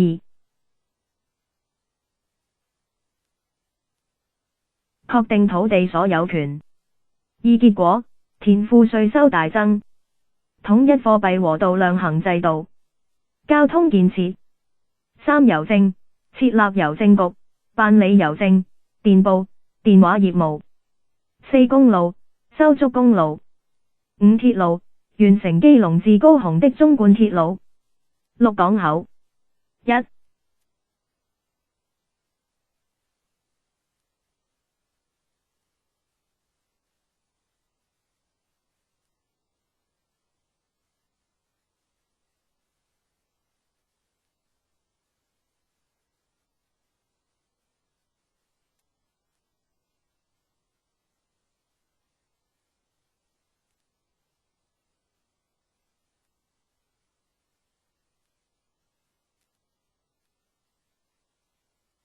整建基隆港，高雄港大於萬噸巨輪可進出。二、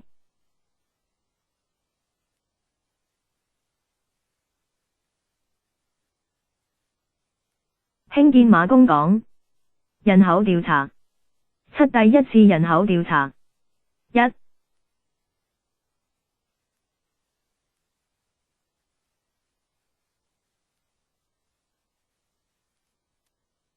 時間1905年。二、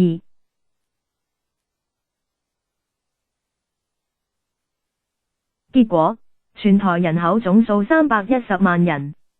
八、固定調查。1915年起，每隔5年定期普查一次。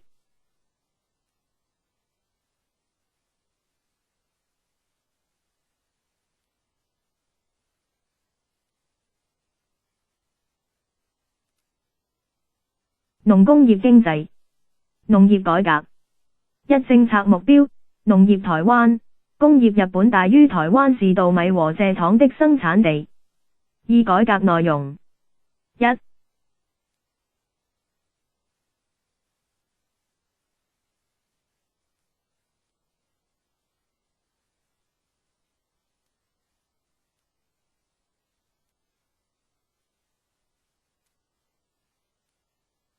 設立農業研究機構。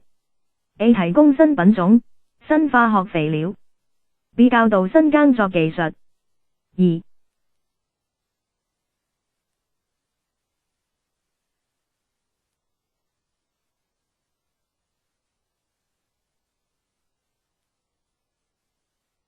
成立農會。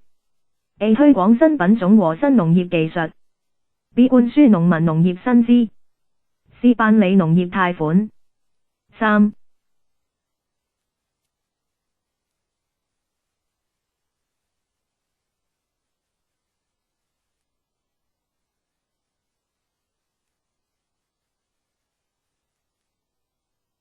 興修水利工程。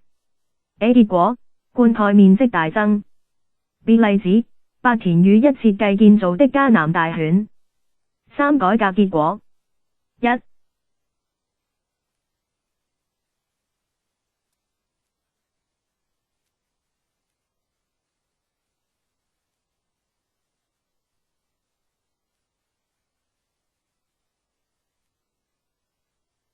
稻米。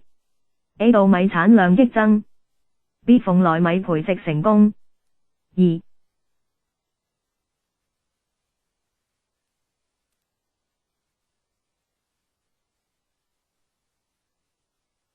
糖業。A、製糖工業現代化。A、資金援助。B、指定原料採取區域。C、保護市場。B、日本資本家來台投資。A、產量最多達150公噸。B、糖業王國，台灣成為世界糖業王國之一。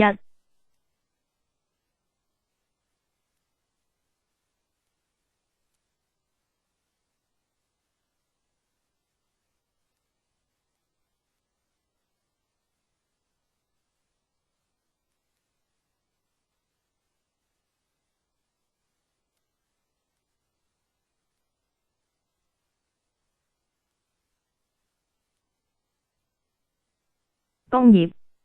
4政策目標，依附農業，以農業加工業為主。5工業化的推動。1.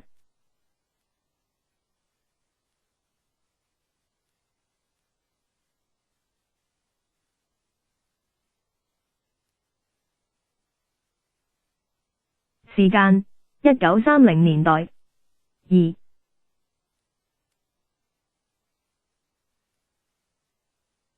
目的，侵略華南，南洋的南進政策。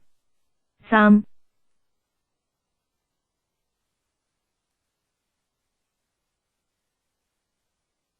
發展工業，軍需工業，化學工業，金屬工業，機械工業。4.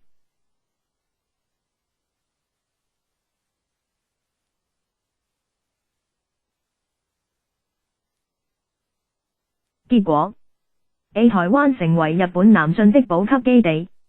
B 台灣轉型為半農業半工業社會。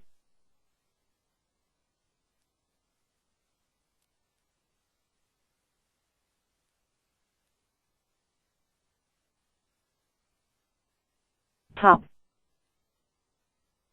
日本殖民統治時期的教育、學術與社會。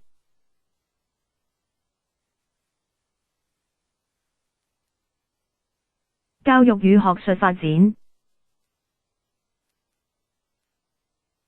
教育，初等教育。一目的，建立西式教育制度，作為貫徹殖民政策的工具。二原則，差別待遇，隔離政策。三管道。一、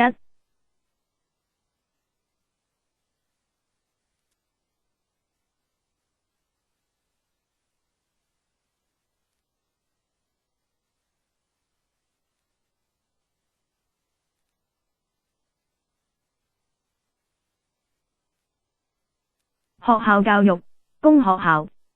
2.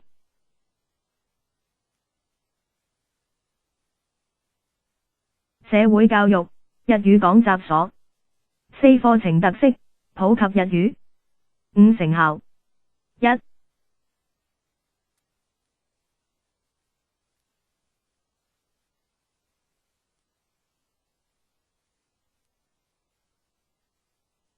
學齡兒童入學率的增加。A 1940年，入學率達 60%。B 1943年，正式實施義務教育。C 1945年，入學率達 80%。2.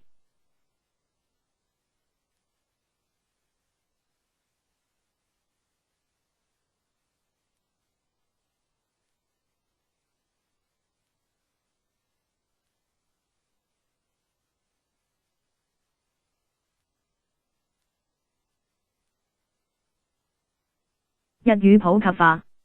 A 日治末期，懂日語的人口超過 75%。B 日語是台灣人吸收現代知識的主要工具。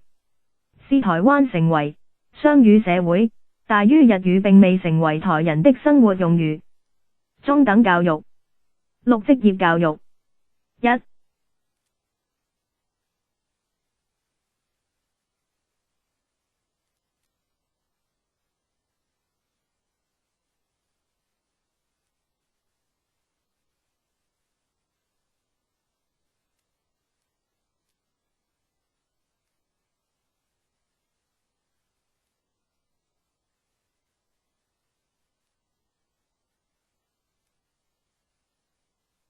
中學教育特色，偏重職業教育。A 職業講習所大於修業半年至2年。B 職業補習學校大於修業2年。2.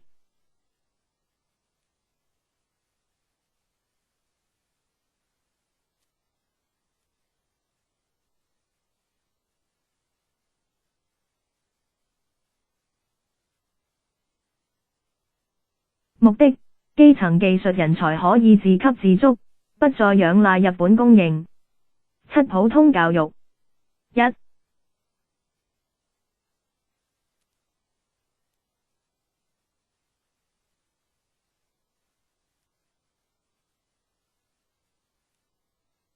設立，1919年後陸續設立普通中學。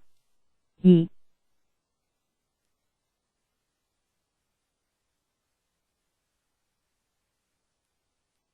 重點項目 A 師範學校大於培養公學校教師 B 醫學校大於培養醫師。高等教育八大學1919年設立台北帝國大學，台大前身。9留學日本。1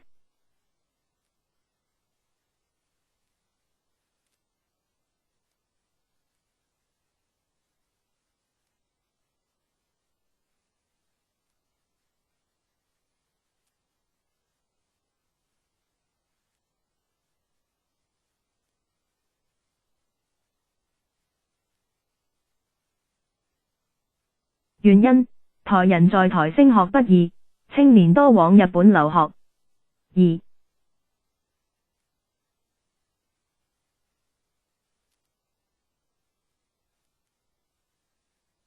結果 A 人數1945年留日學生達20萬人，大專畢業生6萬人。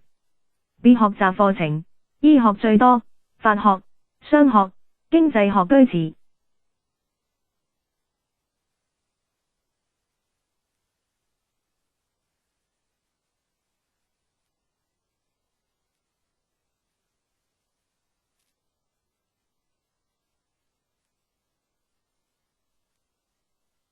學術研究目的，有效統治和開發台灣。學術研究發展一殖民初期，聘請學者、專家，調查台灣自然環境和社會。二殖民中期一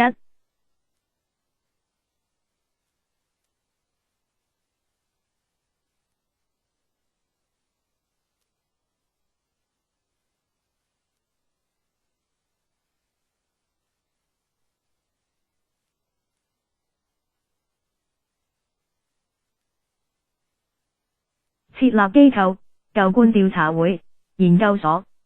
2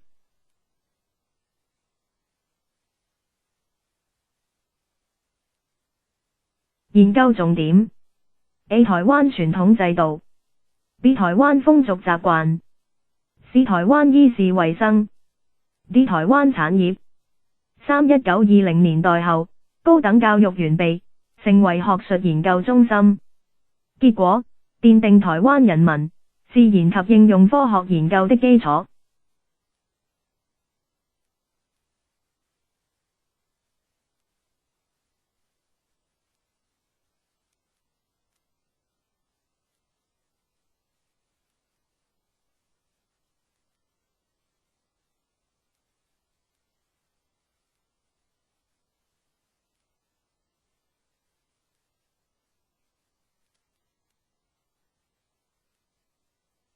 社會變遷，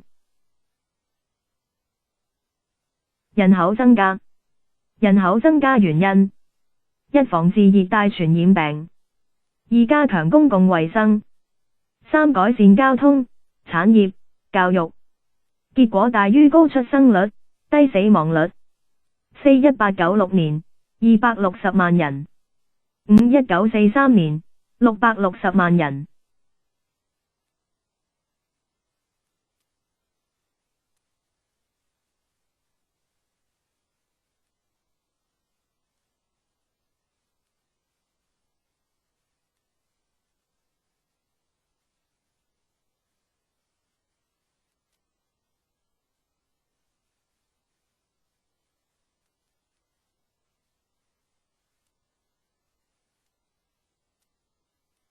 放竹斷法，台灣3大陋習：一錢竹；2變法；3吸食鴉片。漸禁政策大於鼓勵放竹斷法。4宣導管道，學校教育、報章雜誌。5民間推動，1900年，黃玉階提早，台北天然竹會，各地響應。6官方推動。一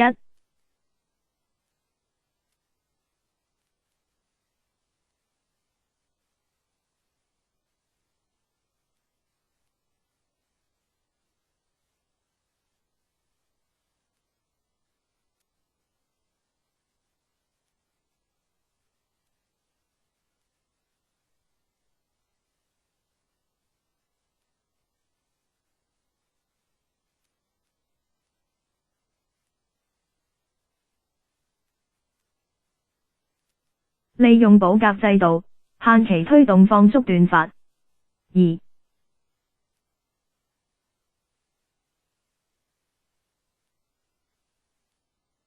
舉辦集體放縮斷髮大會，慶祝大會。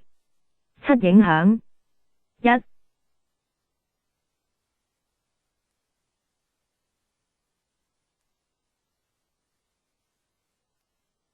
女子生產力增加。2.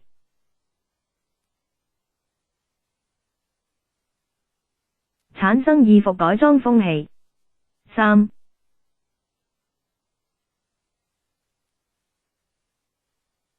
新服飾，鞋帽業勃興。4.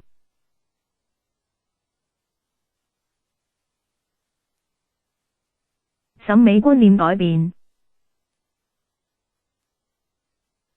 守時觀念，引進西方升旗制、標準時間制，宣傳守時的觀念。一紀念日，1921年，比照日本國內規定6月10日為時的紀念日。2宣傳，透過各種管道，宣傳時間的重要性，培養準時、守時、適時的精神。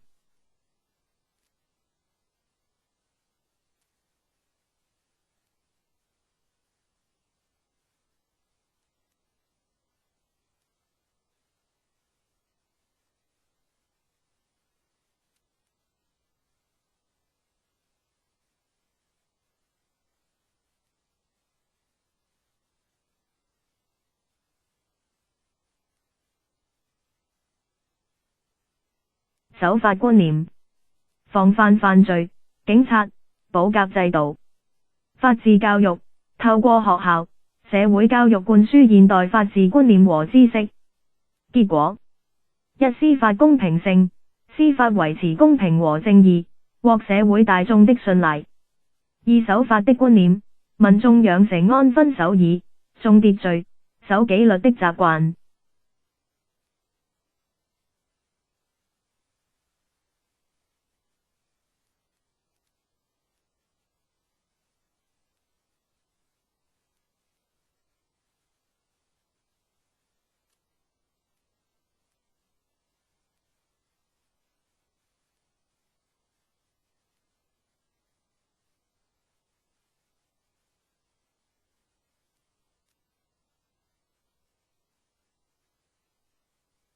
衛生觀念，推動公共衛生和醫療制度。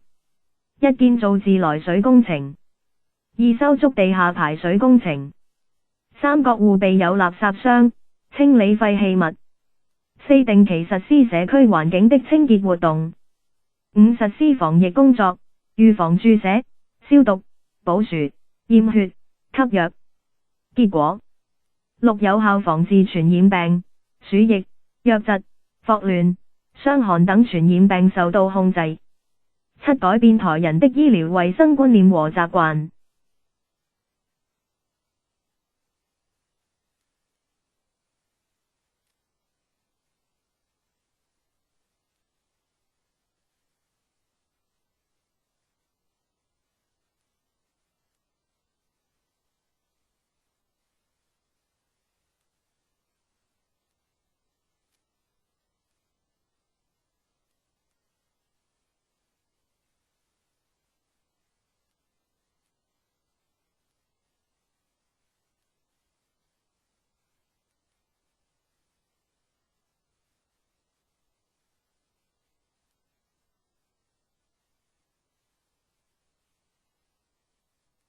社會運動。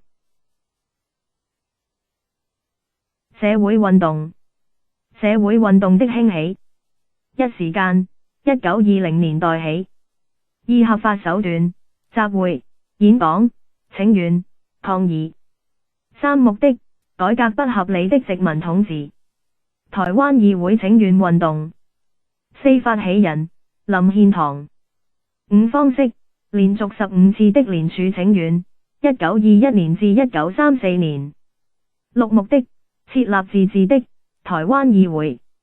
7結果，日本政府未予採納。台灣民眾黨、台灣地方自治聯盟。8發起人，蔣渭水、蔡培火、楊兆嘉。9方式，宣傳，請願。10目的，實施完全的地方自治，公民普選地方民意代表和地方首長。11結果，日本政府讓步。1.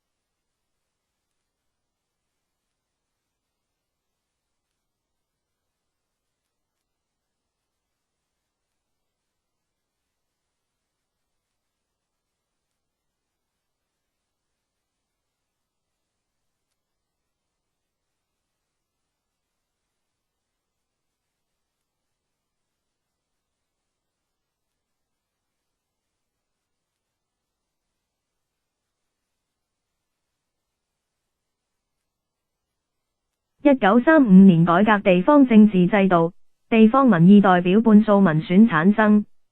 2.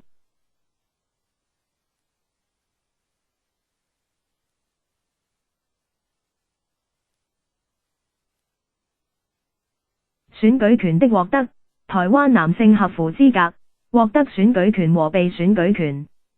12影響，自治、普選、參政權等民主政治觀念普及。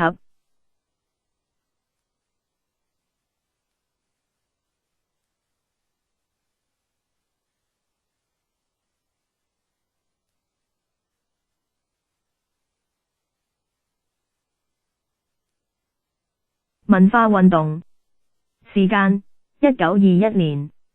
機構台灣文化協會。領導人林獻堂。宣傳刊物台灣文報。目的1提高台灣文化，2起敵文字，3喚醒民族意識，4加強社會觀念。活動5廣設讀報社，6舉辦講習會，講授歷史文化、現代法律、醫藥衛生等。7開辦夏季學校，講授憲法、科學概念、衛生常識、哲學等。8舉行文化演講會。1.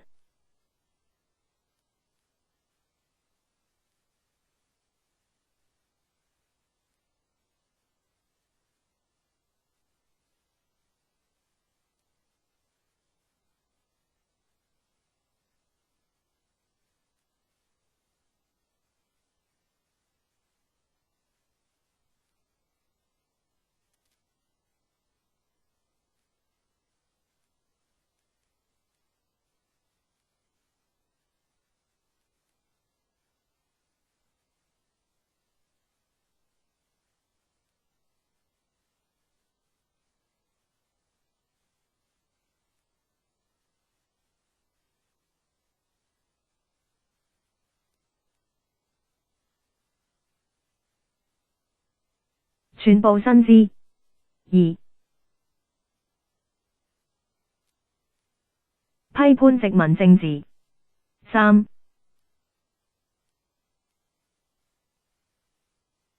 檢討社會不良習俗。9其他活動，巡迴演出文化劇，放映電影，舉辦音樂會。結果，失學民眾有機會接受新知。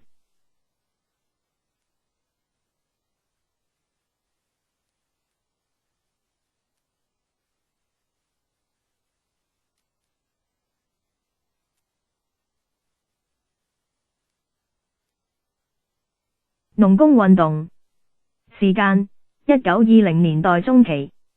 農民團體抗爭。1手段，請願、談判、抗繳地租、訴訟。2抗爭目的。1.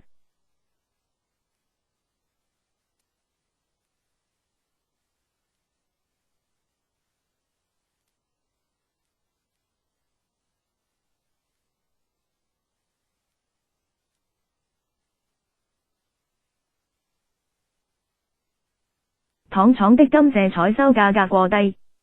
2.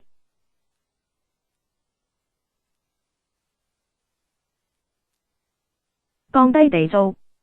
3. 反對地主提高地租及收回耕地。工人團體抗爭。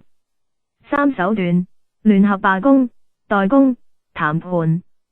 4. 抗爭目的。1.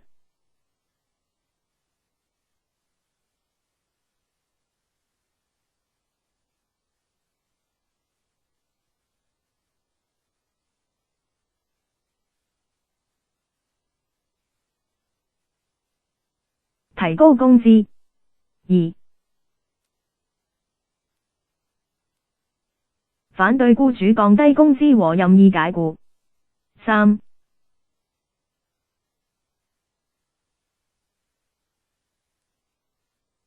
改善工作條件。結果，農工團體未能團結，抗爭成效不大。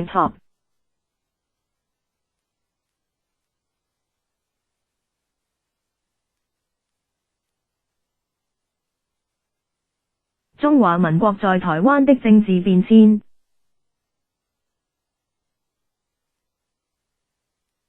初期的政治。台灣的接收。台灣的接收工作準備。一開羅宣言。1.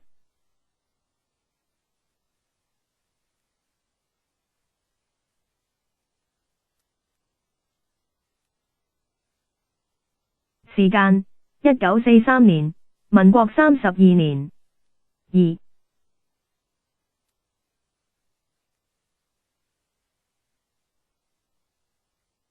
參加者：中、美、英三國領袖。3.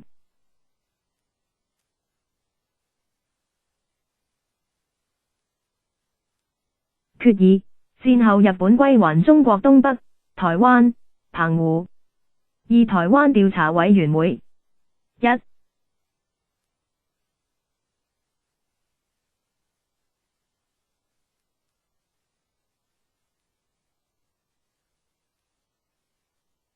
時間：1944年，民國33年。2.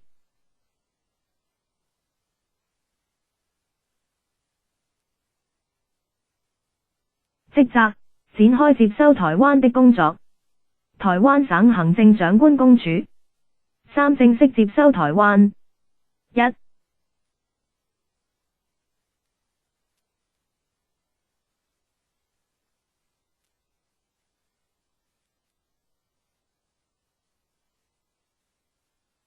時間：1945年，日本投降。2.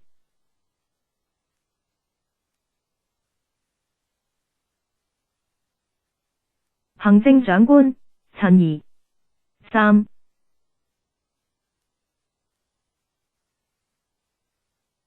台灣光復1945年10月25日，民國34年，台灣成為中華民國的一省，這一天為台灣光復節。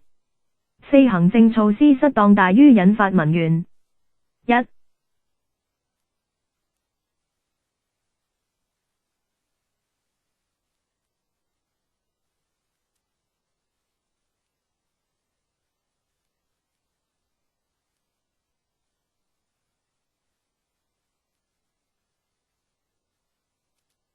權力過大，台灣省行政長官公署權力過大，與日本總督府相同。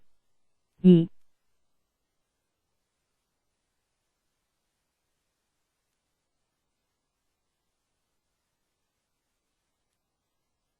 任用不公，大陸來台人員與台籍公務員有不同的待遇。3.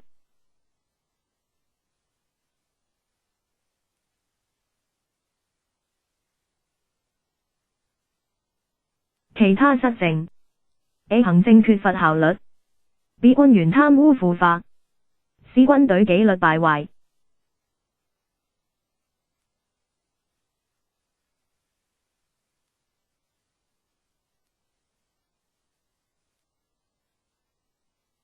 228事件。原因一、政治方面，行政長官公署措施失當，台灣民眾深感失望。二、經濟方面，物價飛漲，百業蕭條，失業嚴重，民眾生計困難。三、社會方面，語言隔閡，治安惡化，民怨搭起。經過4道火線。一、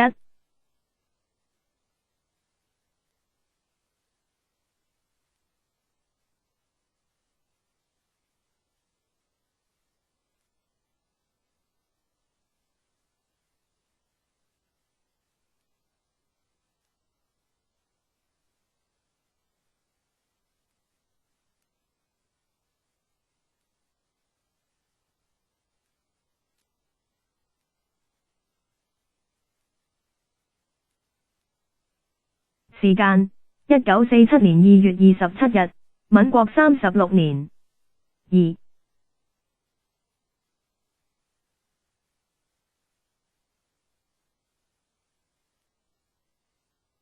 地點台北市。三、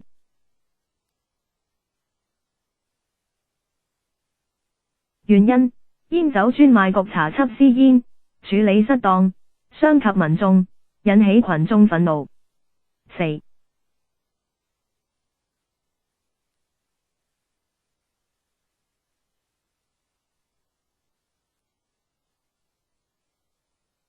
結果 A 軍民衝突，群眾包圍警察局要求懲兇，但得不到滿意答覆。B 事件擴大，2月28日，台北市罷工、罷市，群眾向行政長官公署請願，遭到衛兵射殺，爆發全島反抗政府和省籍衝突的事件。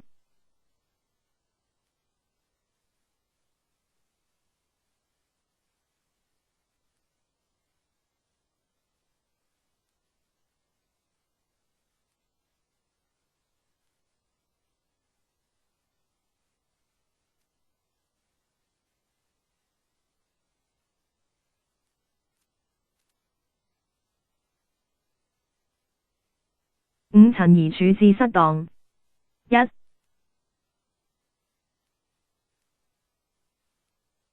改革台政，台灣各地領導人組織委員會，要求改革台政。二、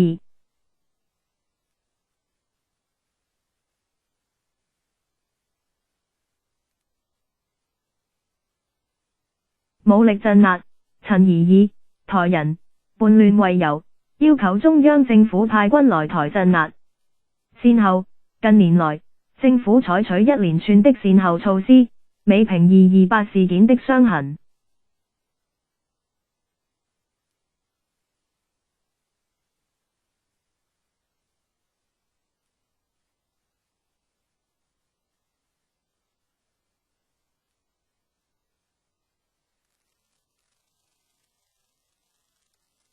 中央政府遷台後的政治發展。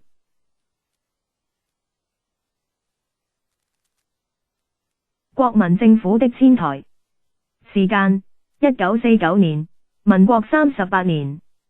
原因一、國共戰爭，抗日戰爭結束後，中共發動內戰，政府命令動員戡亂。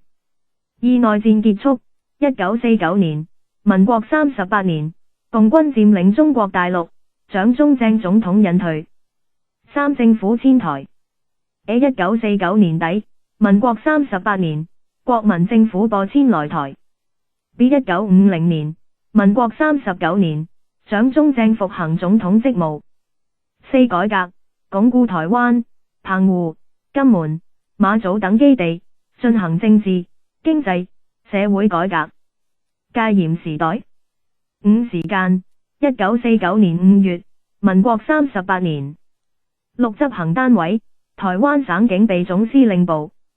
七、目的，維護治安。八、內容。一、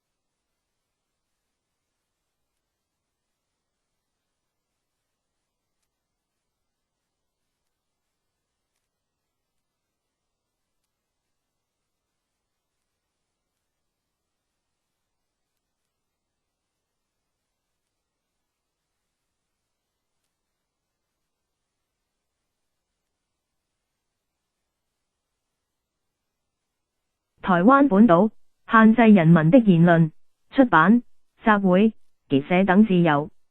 2.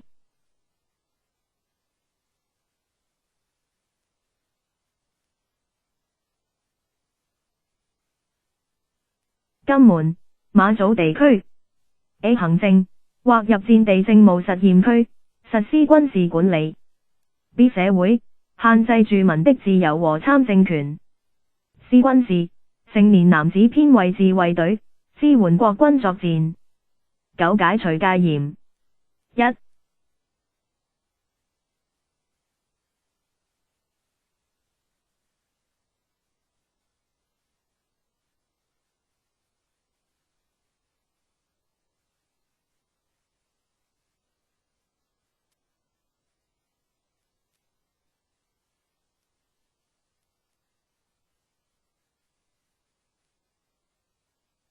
原因：1970年代，民國60年代，社會運動興起，要求解決戒嚴，回歸憲政。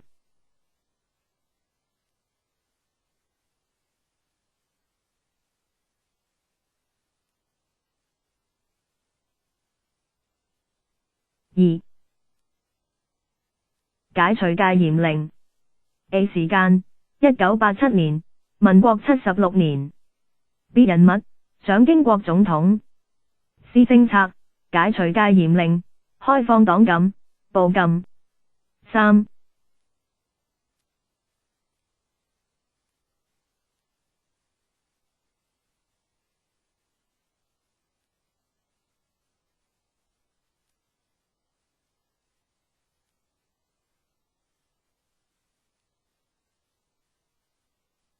終止動員戡亂時期。A 時間：1988年，民國77年。B 人物：李登輝總統。C 政策：A 終止動員戡亂時期，廢除動員戡亂時期臨時條款。B 修訂憲法，全面改選中央民意代表。C 實施省市長、總統直接民選。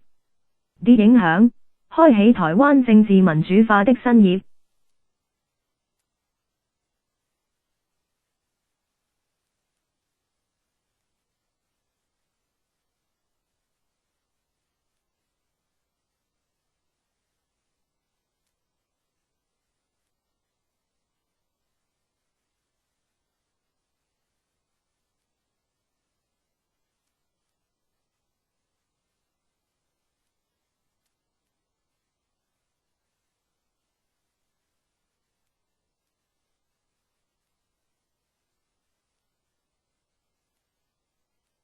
地方自治。地方自治的推動。1時間：1946年，民國35年。2內容。1.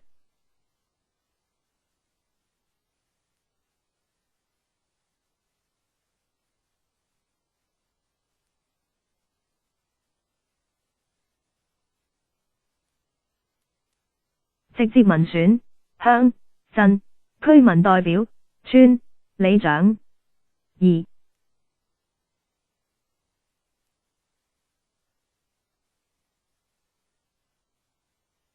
間接民選，設立省、縣參議會，省議員間接選舉產生。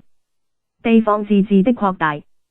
3時間：1950年，民國39年；1954年，民國43年。4內容。1.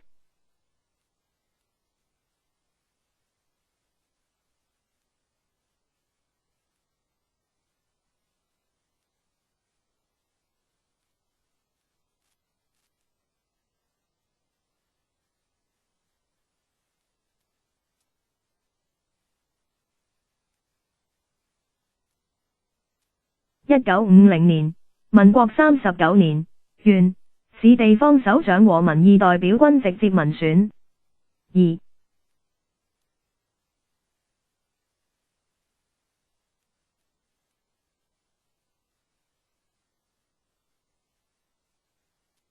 1954年，民國43年，省議員直接民選，但省主席維持官派。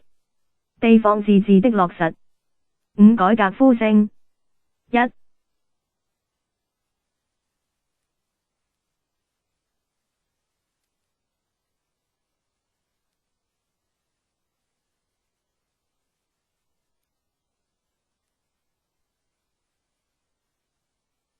時間1970年代，民國60年代。二、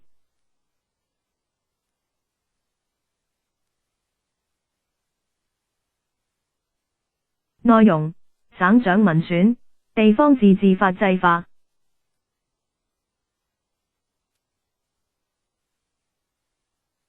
六、改革。一、時間1994年，民國83年。二、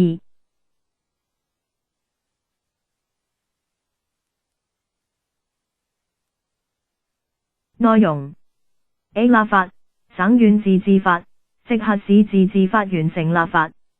B 選舉，第一屆省市長選舉。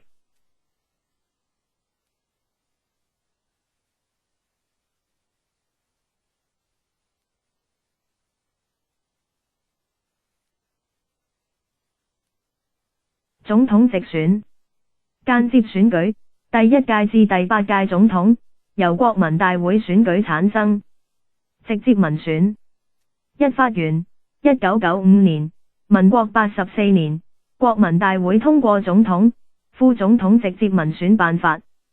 二、外在壓力，中共的民工武嚇。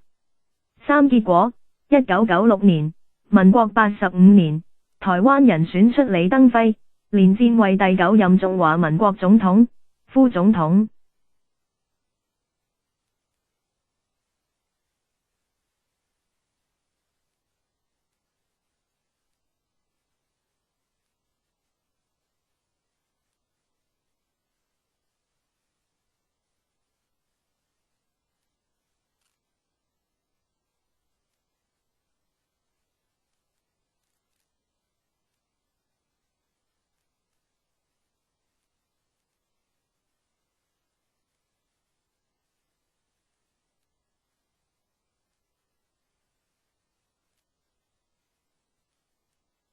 外交與兩岸關係。外交，鞏固外交1949至1971，民國39年至60年。一、外交重點，致力爭取友邦，謀求確保台灣光復大陸。二、外交成就，簽訂中美共同防禦條約。一、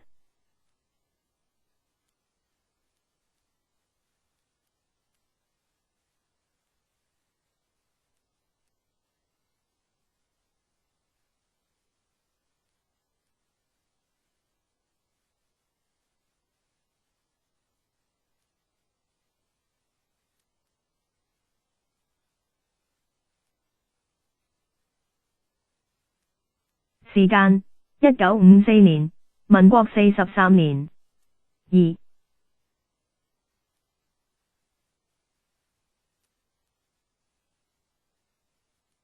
原因1950年，民國39年，韓戰爆發，為阻止共產勢力擴張，美國派第7艦隊協防台灣。三、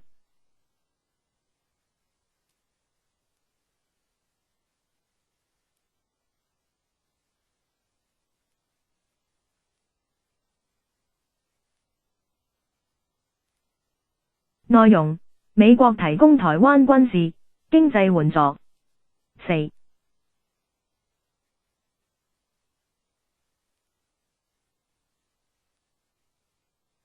結果，台灣成為西太平洋區域反共防線的一環。彈性外交1970至1988，民國60年至77年。三、外交處境，面臨國際孤立。一、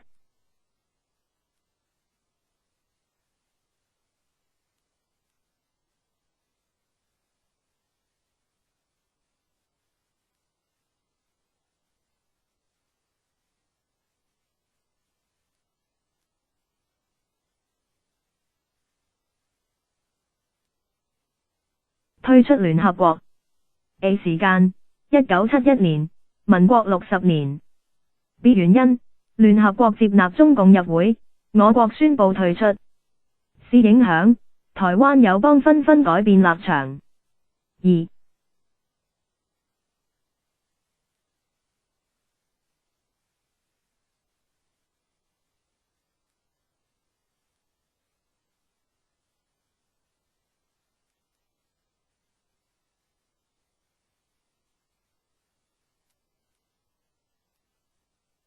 中日斷交。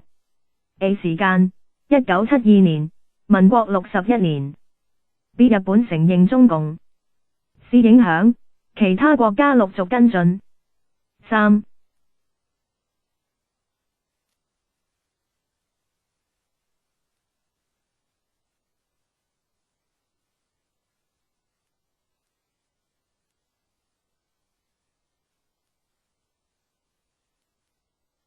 中美斷交。A 時間，1979年，民國68年。B 美國承認中共。C 影響，中美共同防禦條約，廢除。4. 外交政策。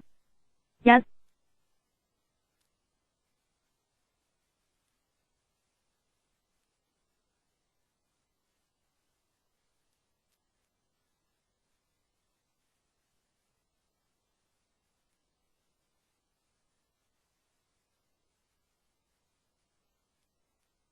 致力與無邦交國家發展經濟、貿易、文化、科技等實質關係。2.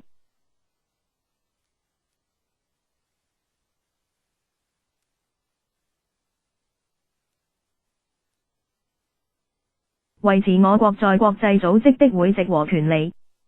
3.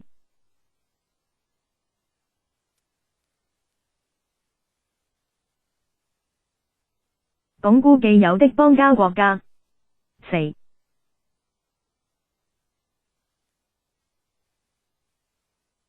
積極參加或舉辦各種國際會議。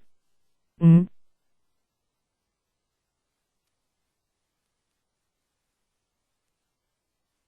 鼓勵各種民間國際交流。務實外交。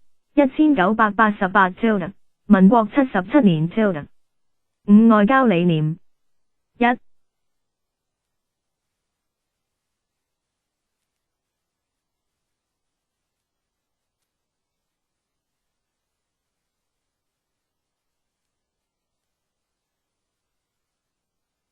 不再堅持中華民國是代表中國唯一的合法政府。2.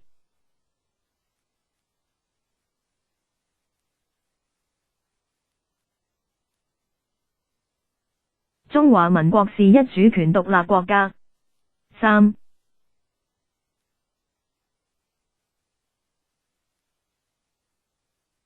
以經濟實力打破中共的外交封鎖。4.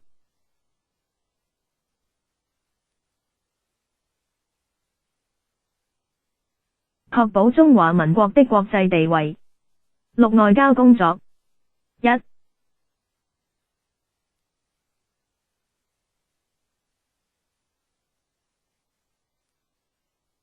加強與友邦的雙邊關係。2.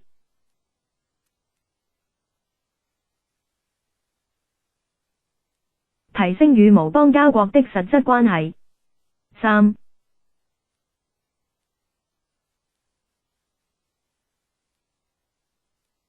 廣泛參加國際組織和活動。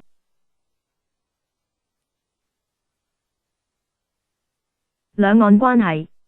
軍事對抗1949至1979，民國38年至68年。1. 中共。1.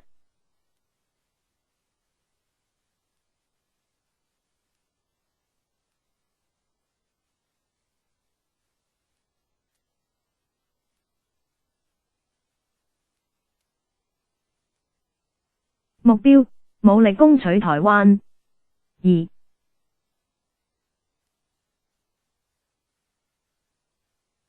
戰役 A 1950年，民國38年，金門古寧頭戰役。B 1958年，民國47年，金門823炮戰。2. 我方，固守還擊，不使共軍越雷池一步。和平對峙1979tilde，民國68年tilde。3中共1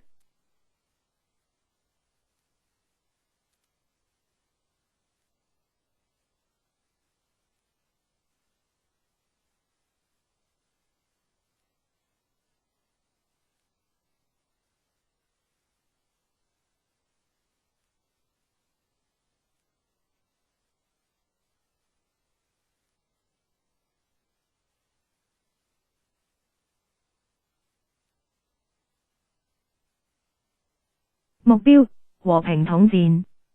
2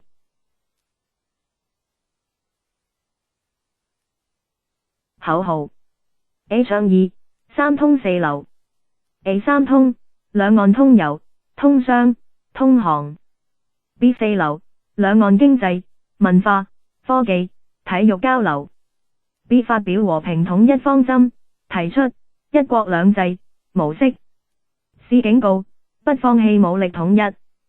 4我方1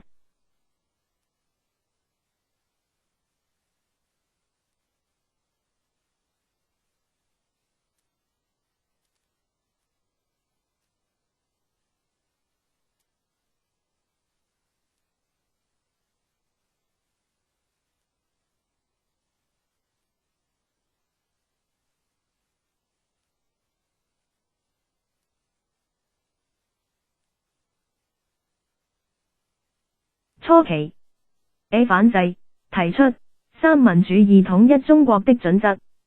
B 回應，提出不談判、不接觸、不妥協的三不政策。2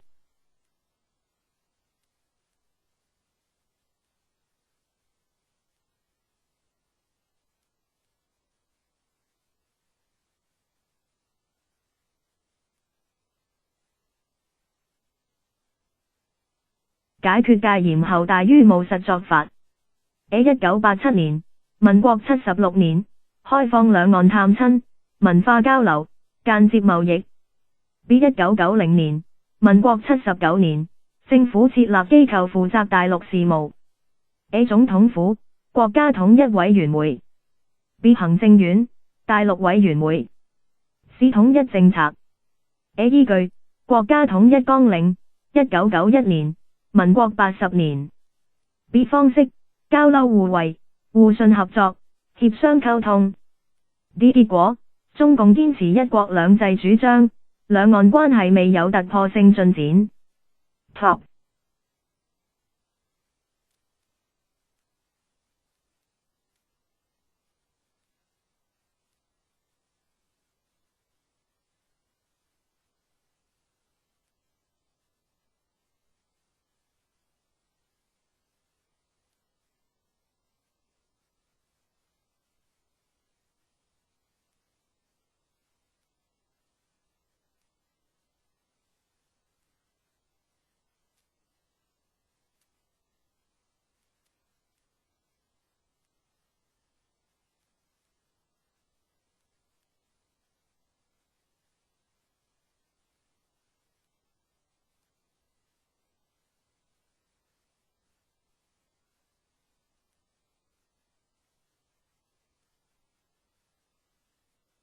中華民國在台灣的經濟、文教與社會。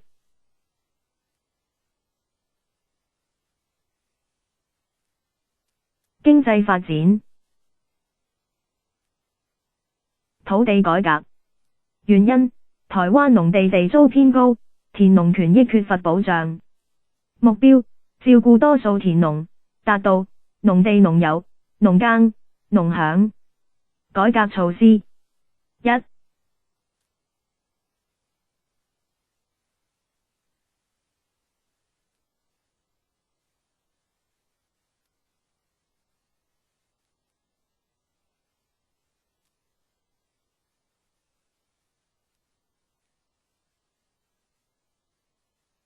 375減租。 2. 公地放零。 3. 耕者有其田。4.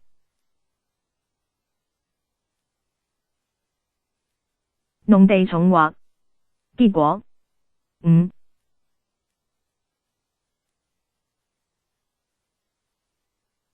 提高農地生產。6.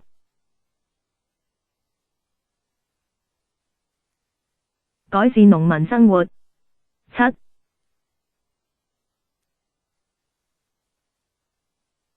促進農村經濟繁榮。8.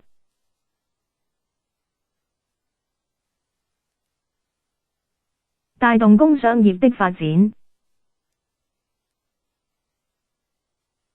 興建計劃。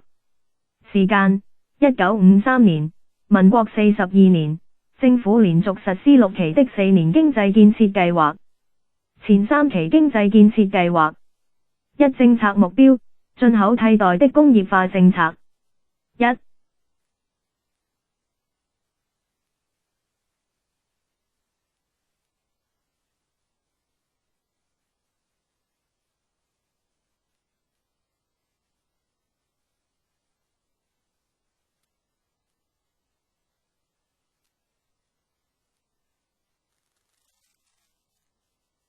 農業，提高農業生產。2.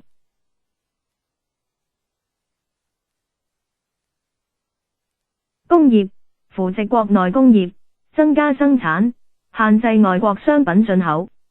2. 結果：1963年，民國52年，工業產值超過農業大於世界上以農業帶動經濟起飛的先例。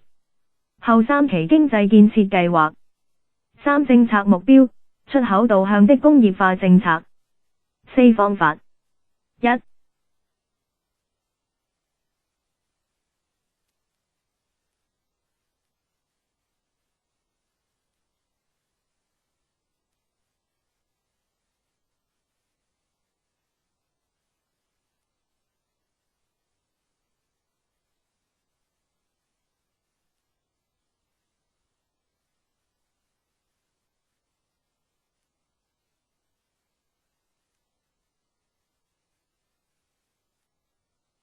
獎勵民間中小企業投資。2.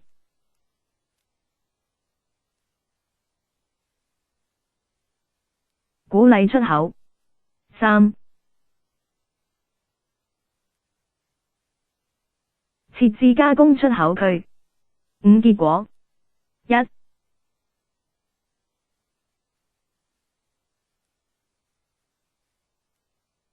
經濟快速成長。A. 中小企業蓬勃發展。B. 對外貿易長期持續成長和出超。2.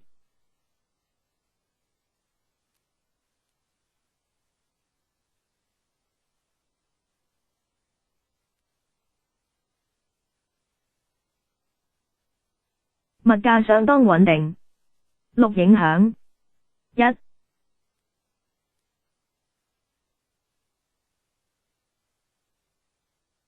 台灣譽為經濟發展的奇蹟。2.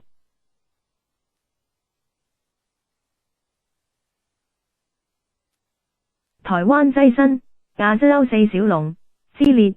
4小龍：台灣、香港、新加坡、南韓。7. 提前結束。1.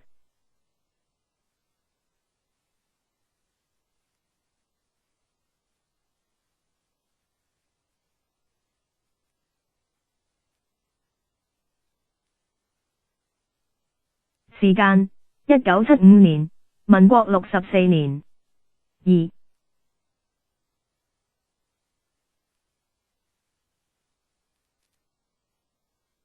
原因：受到世界經濟不景氣影響。3.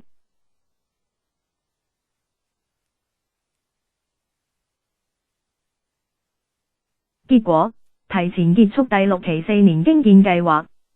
6年經濟建設計劃。4.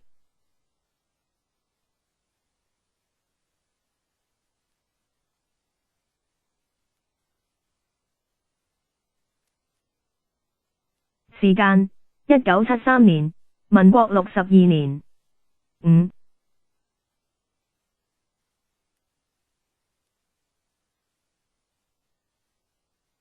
發展重點，建立重化工業，加強農村建設。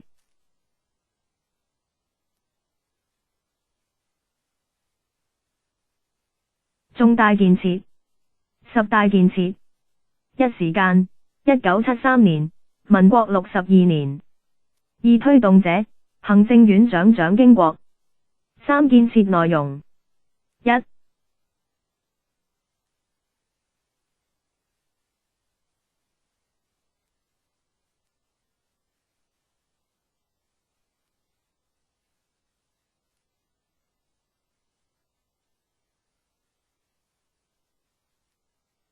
興建核能電廠。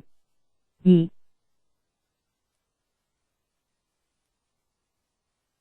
南北高速公路。三、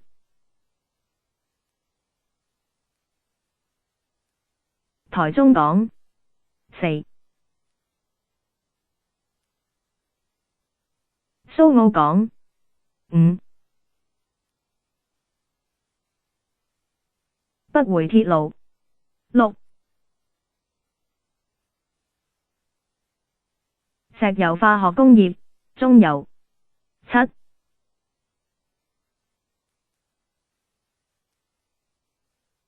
大煉鋼廠，中鋼。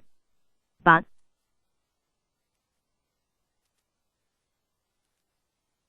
大造船廠，中船。九、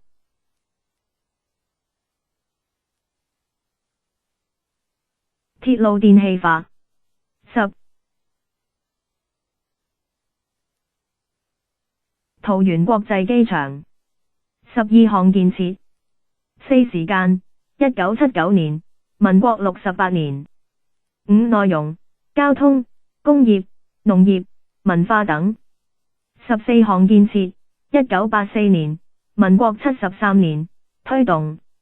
國家建設6年計劃。六時間，1990年，民國79年。七種目標，重建經濟社會秩序，謀求全面平衡發展。八建設方向，台灣成為西太平洋金融、交通、科技重鎮。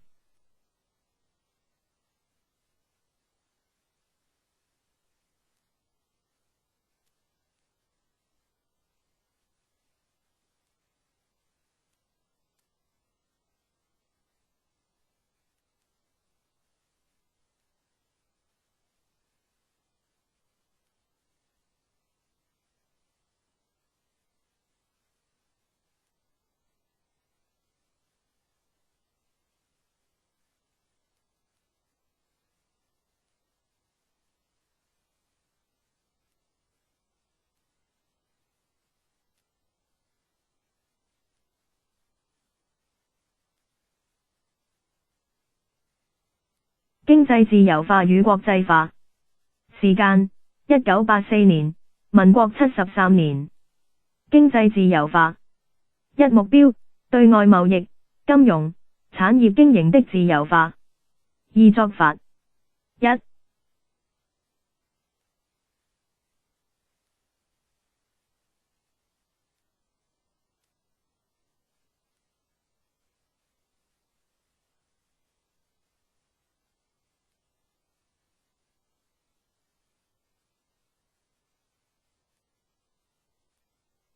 解除進口管制。二、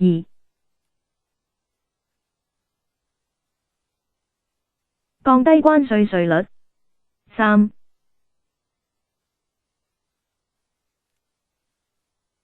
取消銀行利率的管制。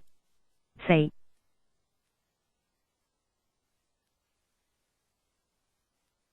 放寬外匯管制。五、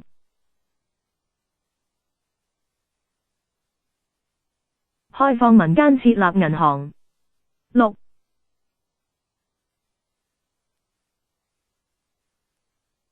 推動公營事業民營化，經濟國際化。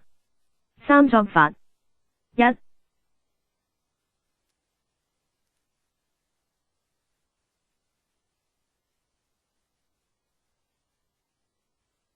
放寬外國公司在台投資。二、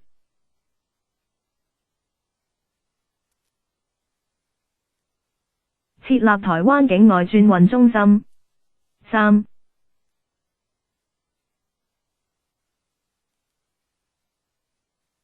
新台幣國際化。4.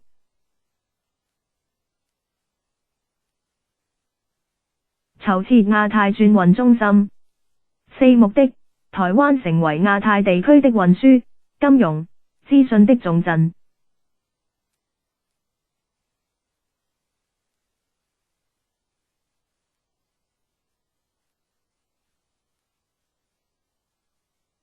教育與文化。教育，國民教育。1. 教育目的，三民主義教育政策，教育機會均等原則。2. 義務教育的推動。1.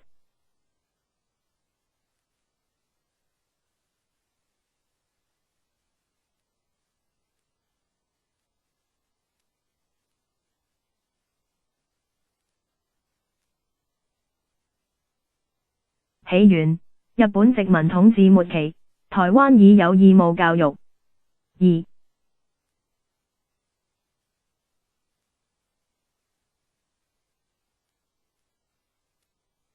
6年國民教育，政府遷台，繼續推動國民義務教育，修業6年。民國39學年度，入學率 80%。民國55學年度，入學率 97%。3.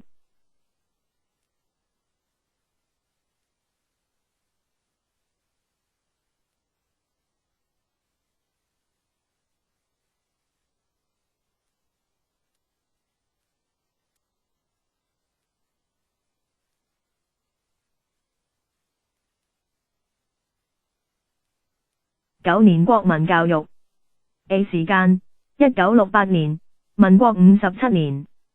內容，延長義務教育修業年限為9年。是目的，提高國民教育素質。4.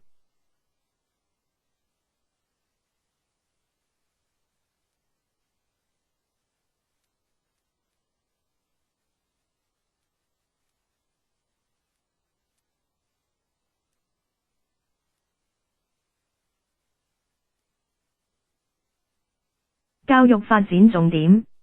改善教學環境和設備。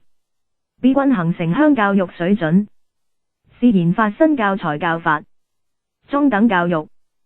3. 初期，偏重普通中學。4. 9年國民教育實施後，偏重職業教育。1.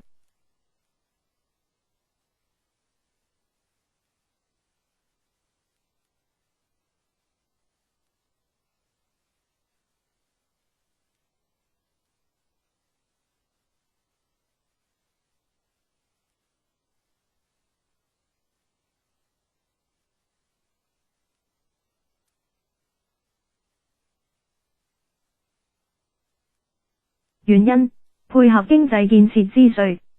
2.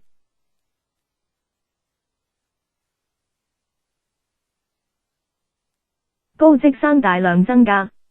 56學年度，高中、高職學生數約為6:4。70學年度，高中、高職學生數約為3:7。3.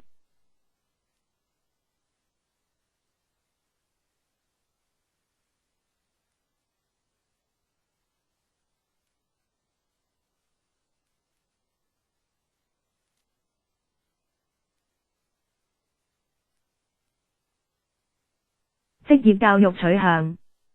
初期，農業學校學生居多數。1960年代、民國50年代，商業學校居多數。1970年代中期，民國60年代，工業學校居多數。4.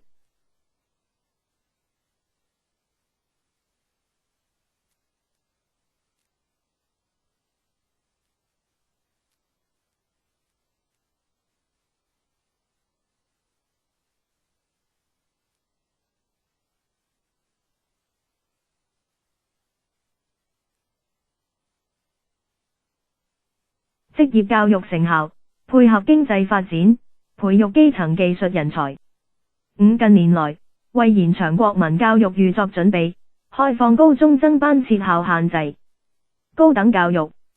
6初期，針對日本遺留的高等教育設施進行改革，增收學生。7發展高等教育。1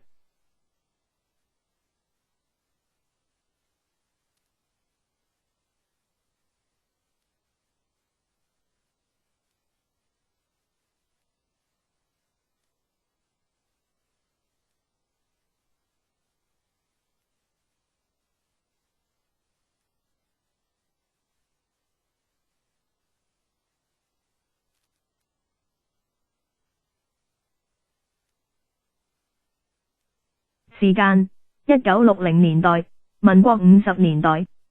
2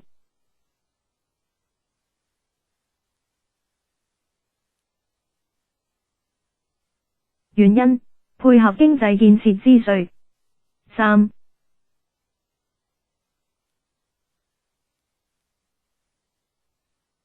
結果：增設公、私大專院校。4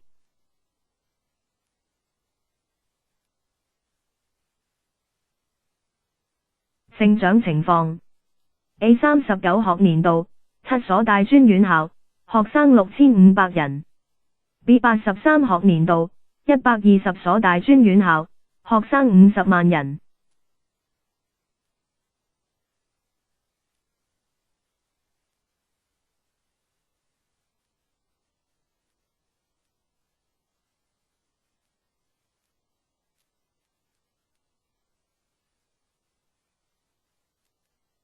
文化。中華文化復興運動。1時間：1967年，民國56年。2機構：中華文化復興運動推行委員會。3職責：發揚中華固有文化。4更名。1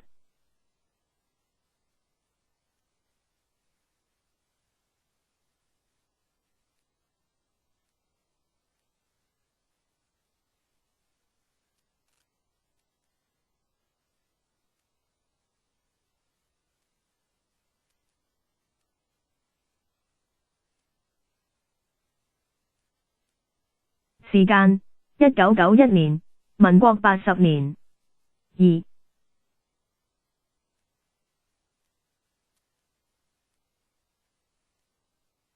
更名：中華文化復興運動總會。3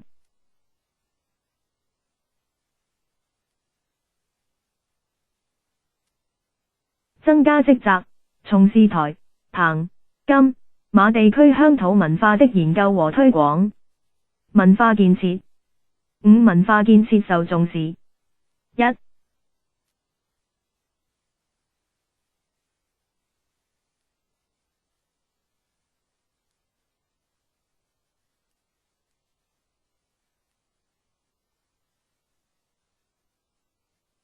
時間：1979年，民國68年。2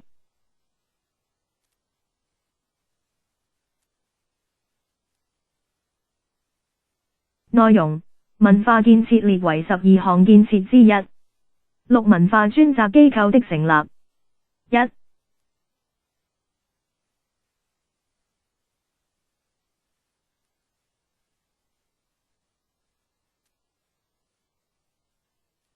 時間：1981年，民國70年。2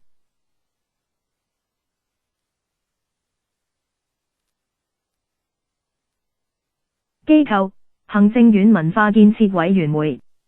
7文化建設成果。1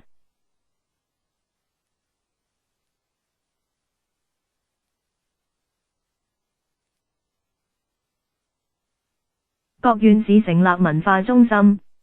2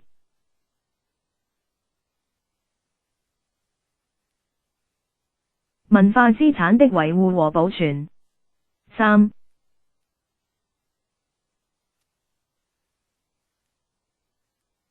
興建國家劇院、音樂廳、自然科學博物館、台灣史前文化博物館。4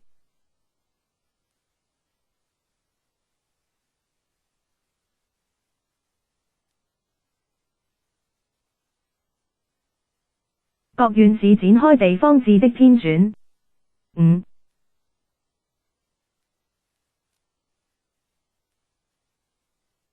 定期舉辦藝文、民俗文化活動。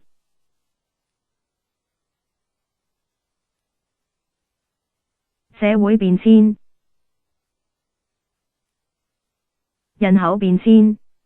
戰後初期台灣人口激增，一原因，中國大陸動亂，各省人士遷徙來台；二結果，台灣人口由610萬人增加到750萬人，人口成長率的下降。三原因。一、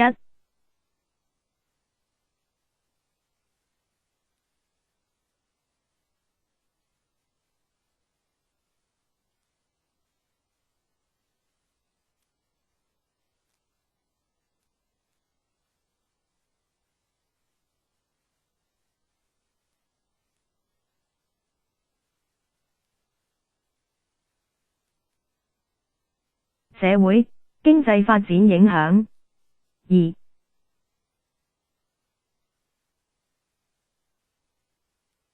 政府推行家庭計劃。四結果，1970年代、民國60年代起，台灣人口成長率下降。五目前總人口數2100萬人。族群問題。六台灣族群關係，族群隔閡大於族群融合。七原因，長期的相處和通婚。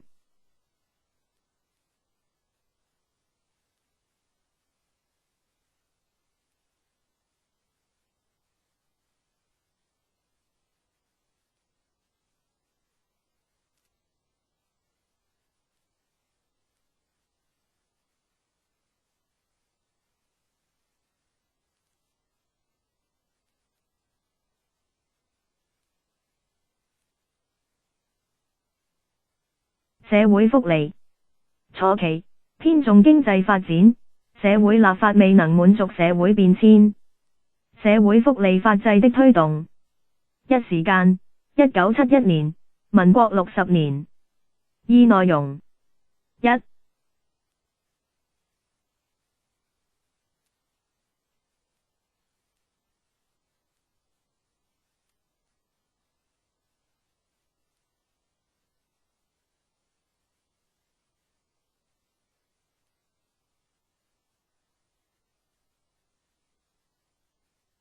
保護兒童、少年、老人、身心障礙者的法律。二、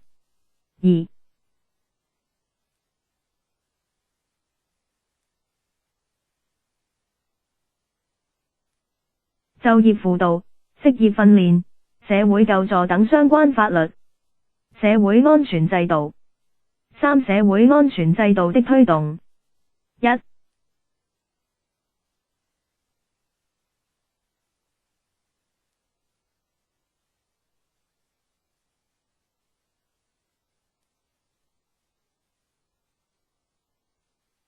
時間1950年，民國39年起。二、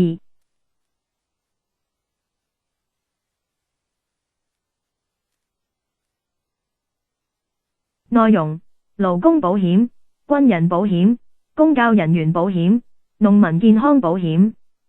四、社會安全制度的完備。一、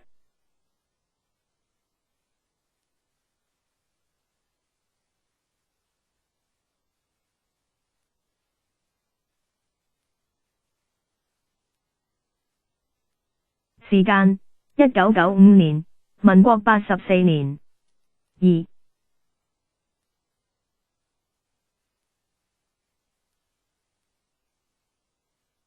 內容，全民健康保險。多元化社會。形成原因。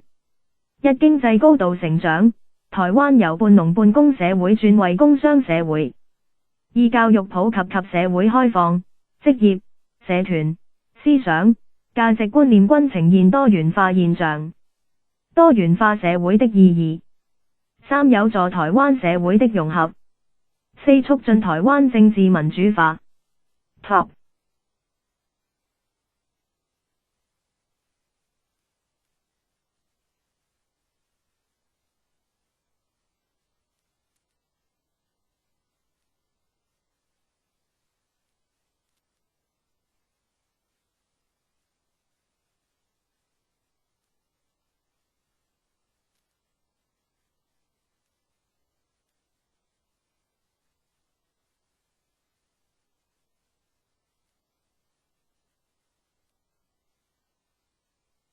未來展望，落實民主法治，推動經濟自由化和國際化，推動務實外交與鞏固國防，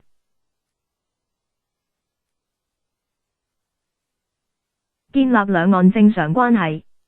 http://users.mksh.ep.edu.tw/teachingweb/djq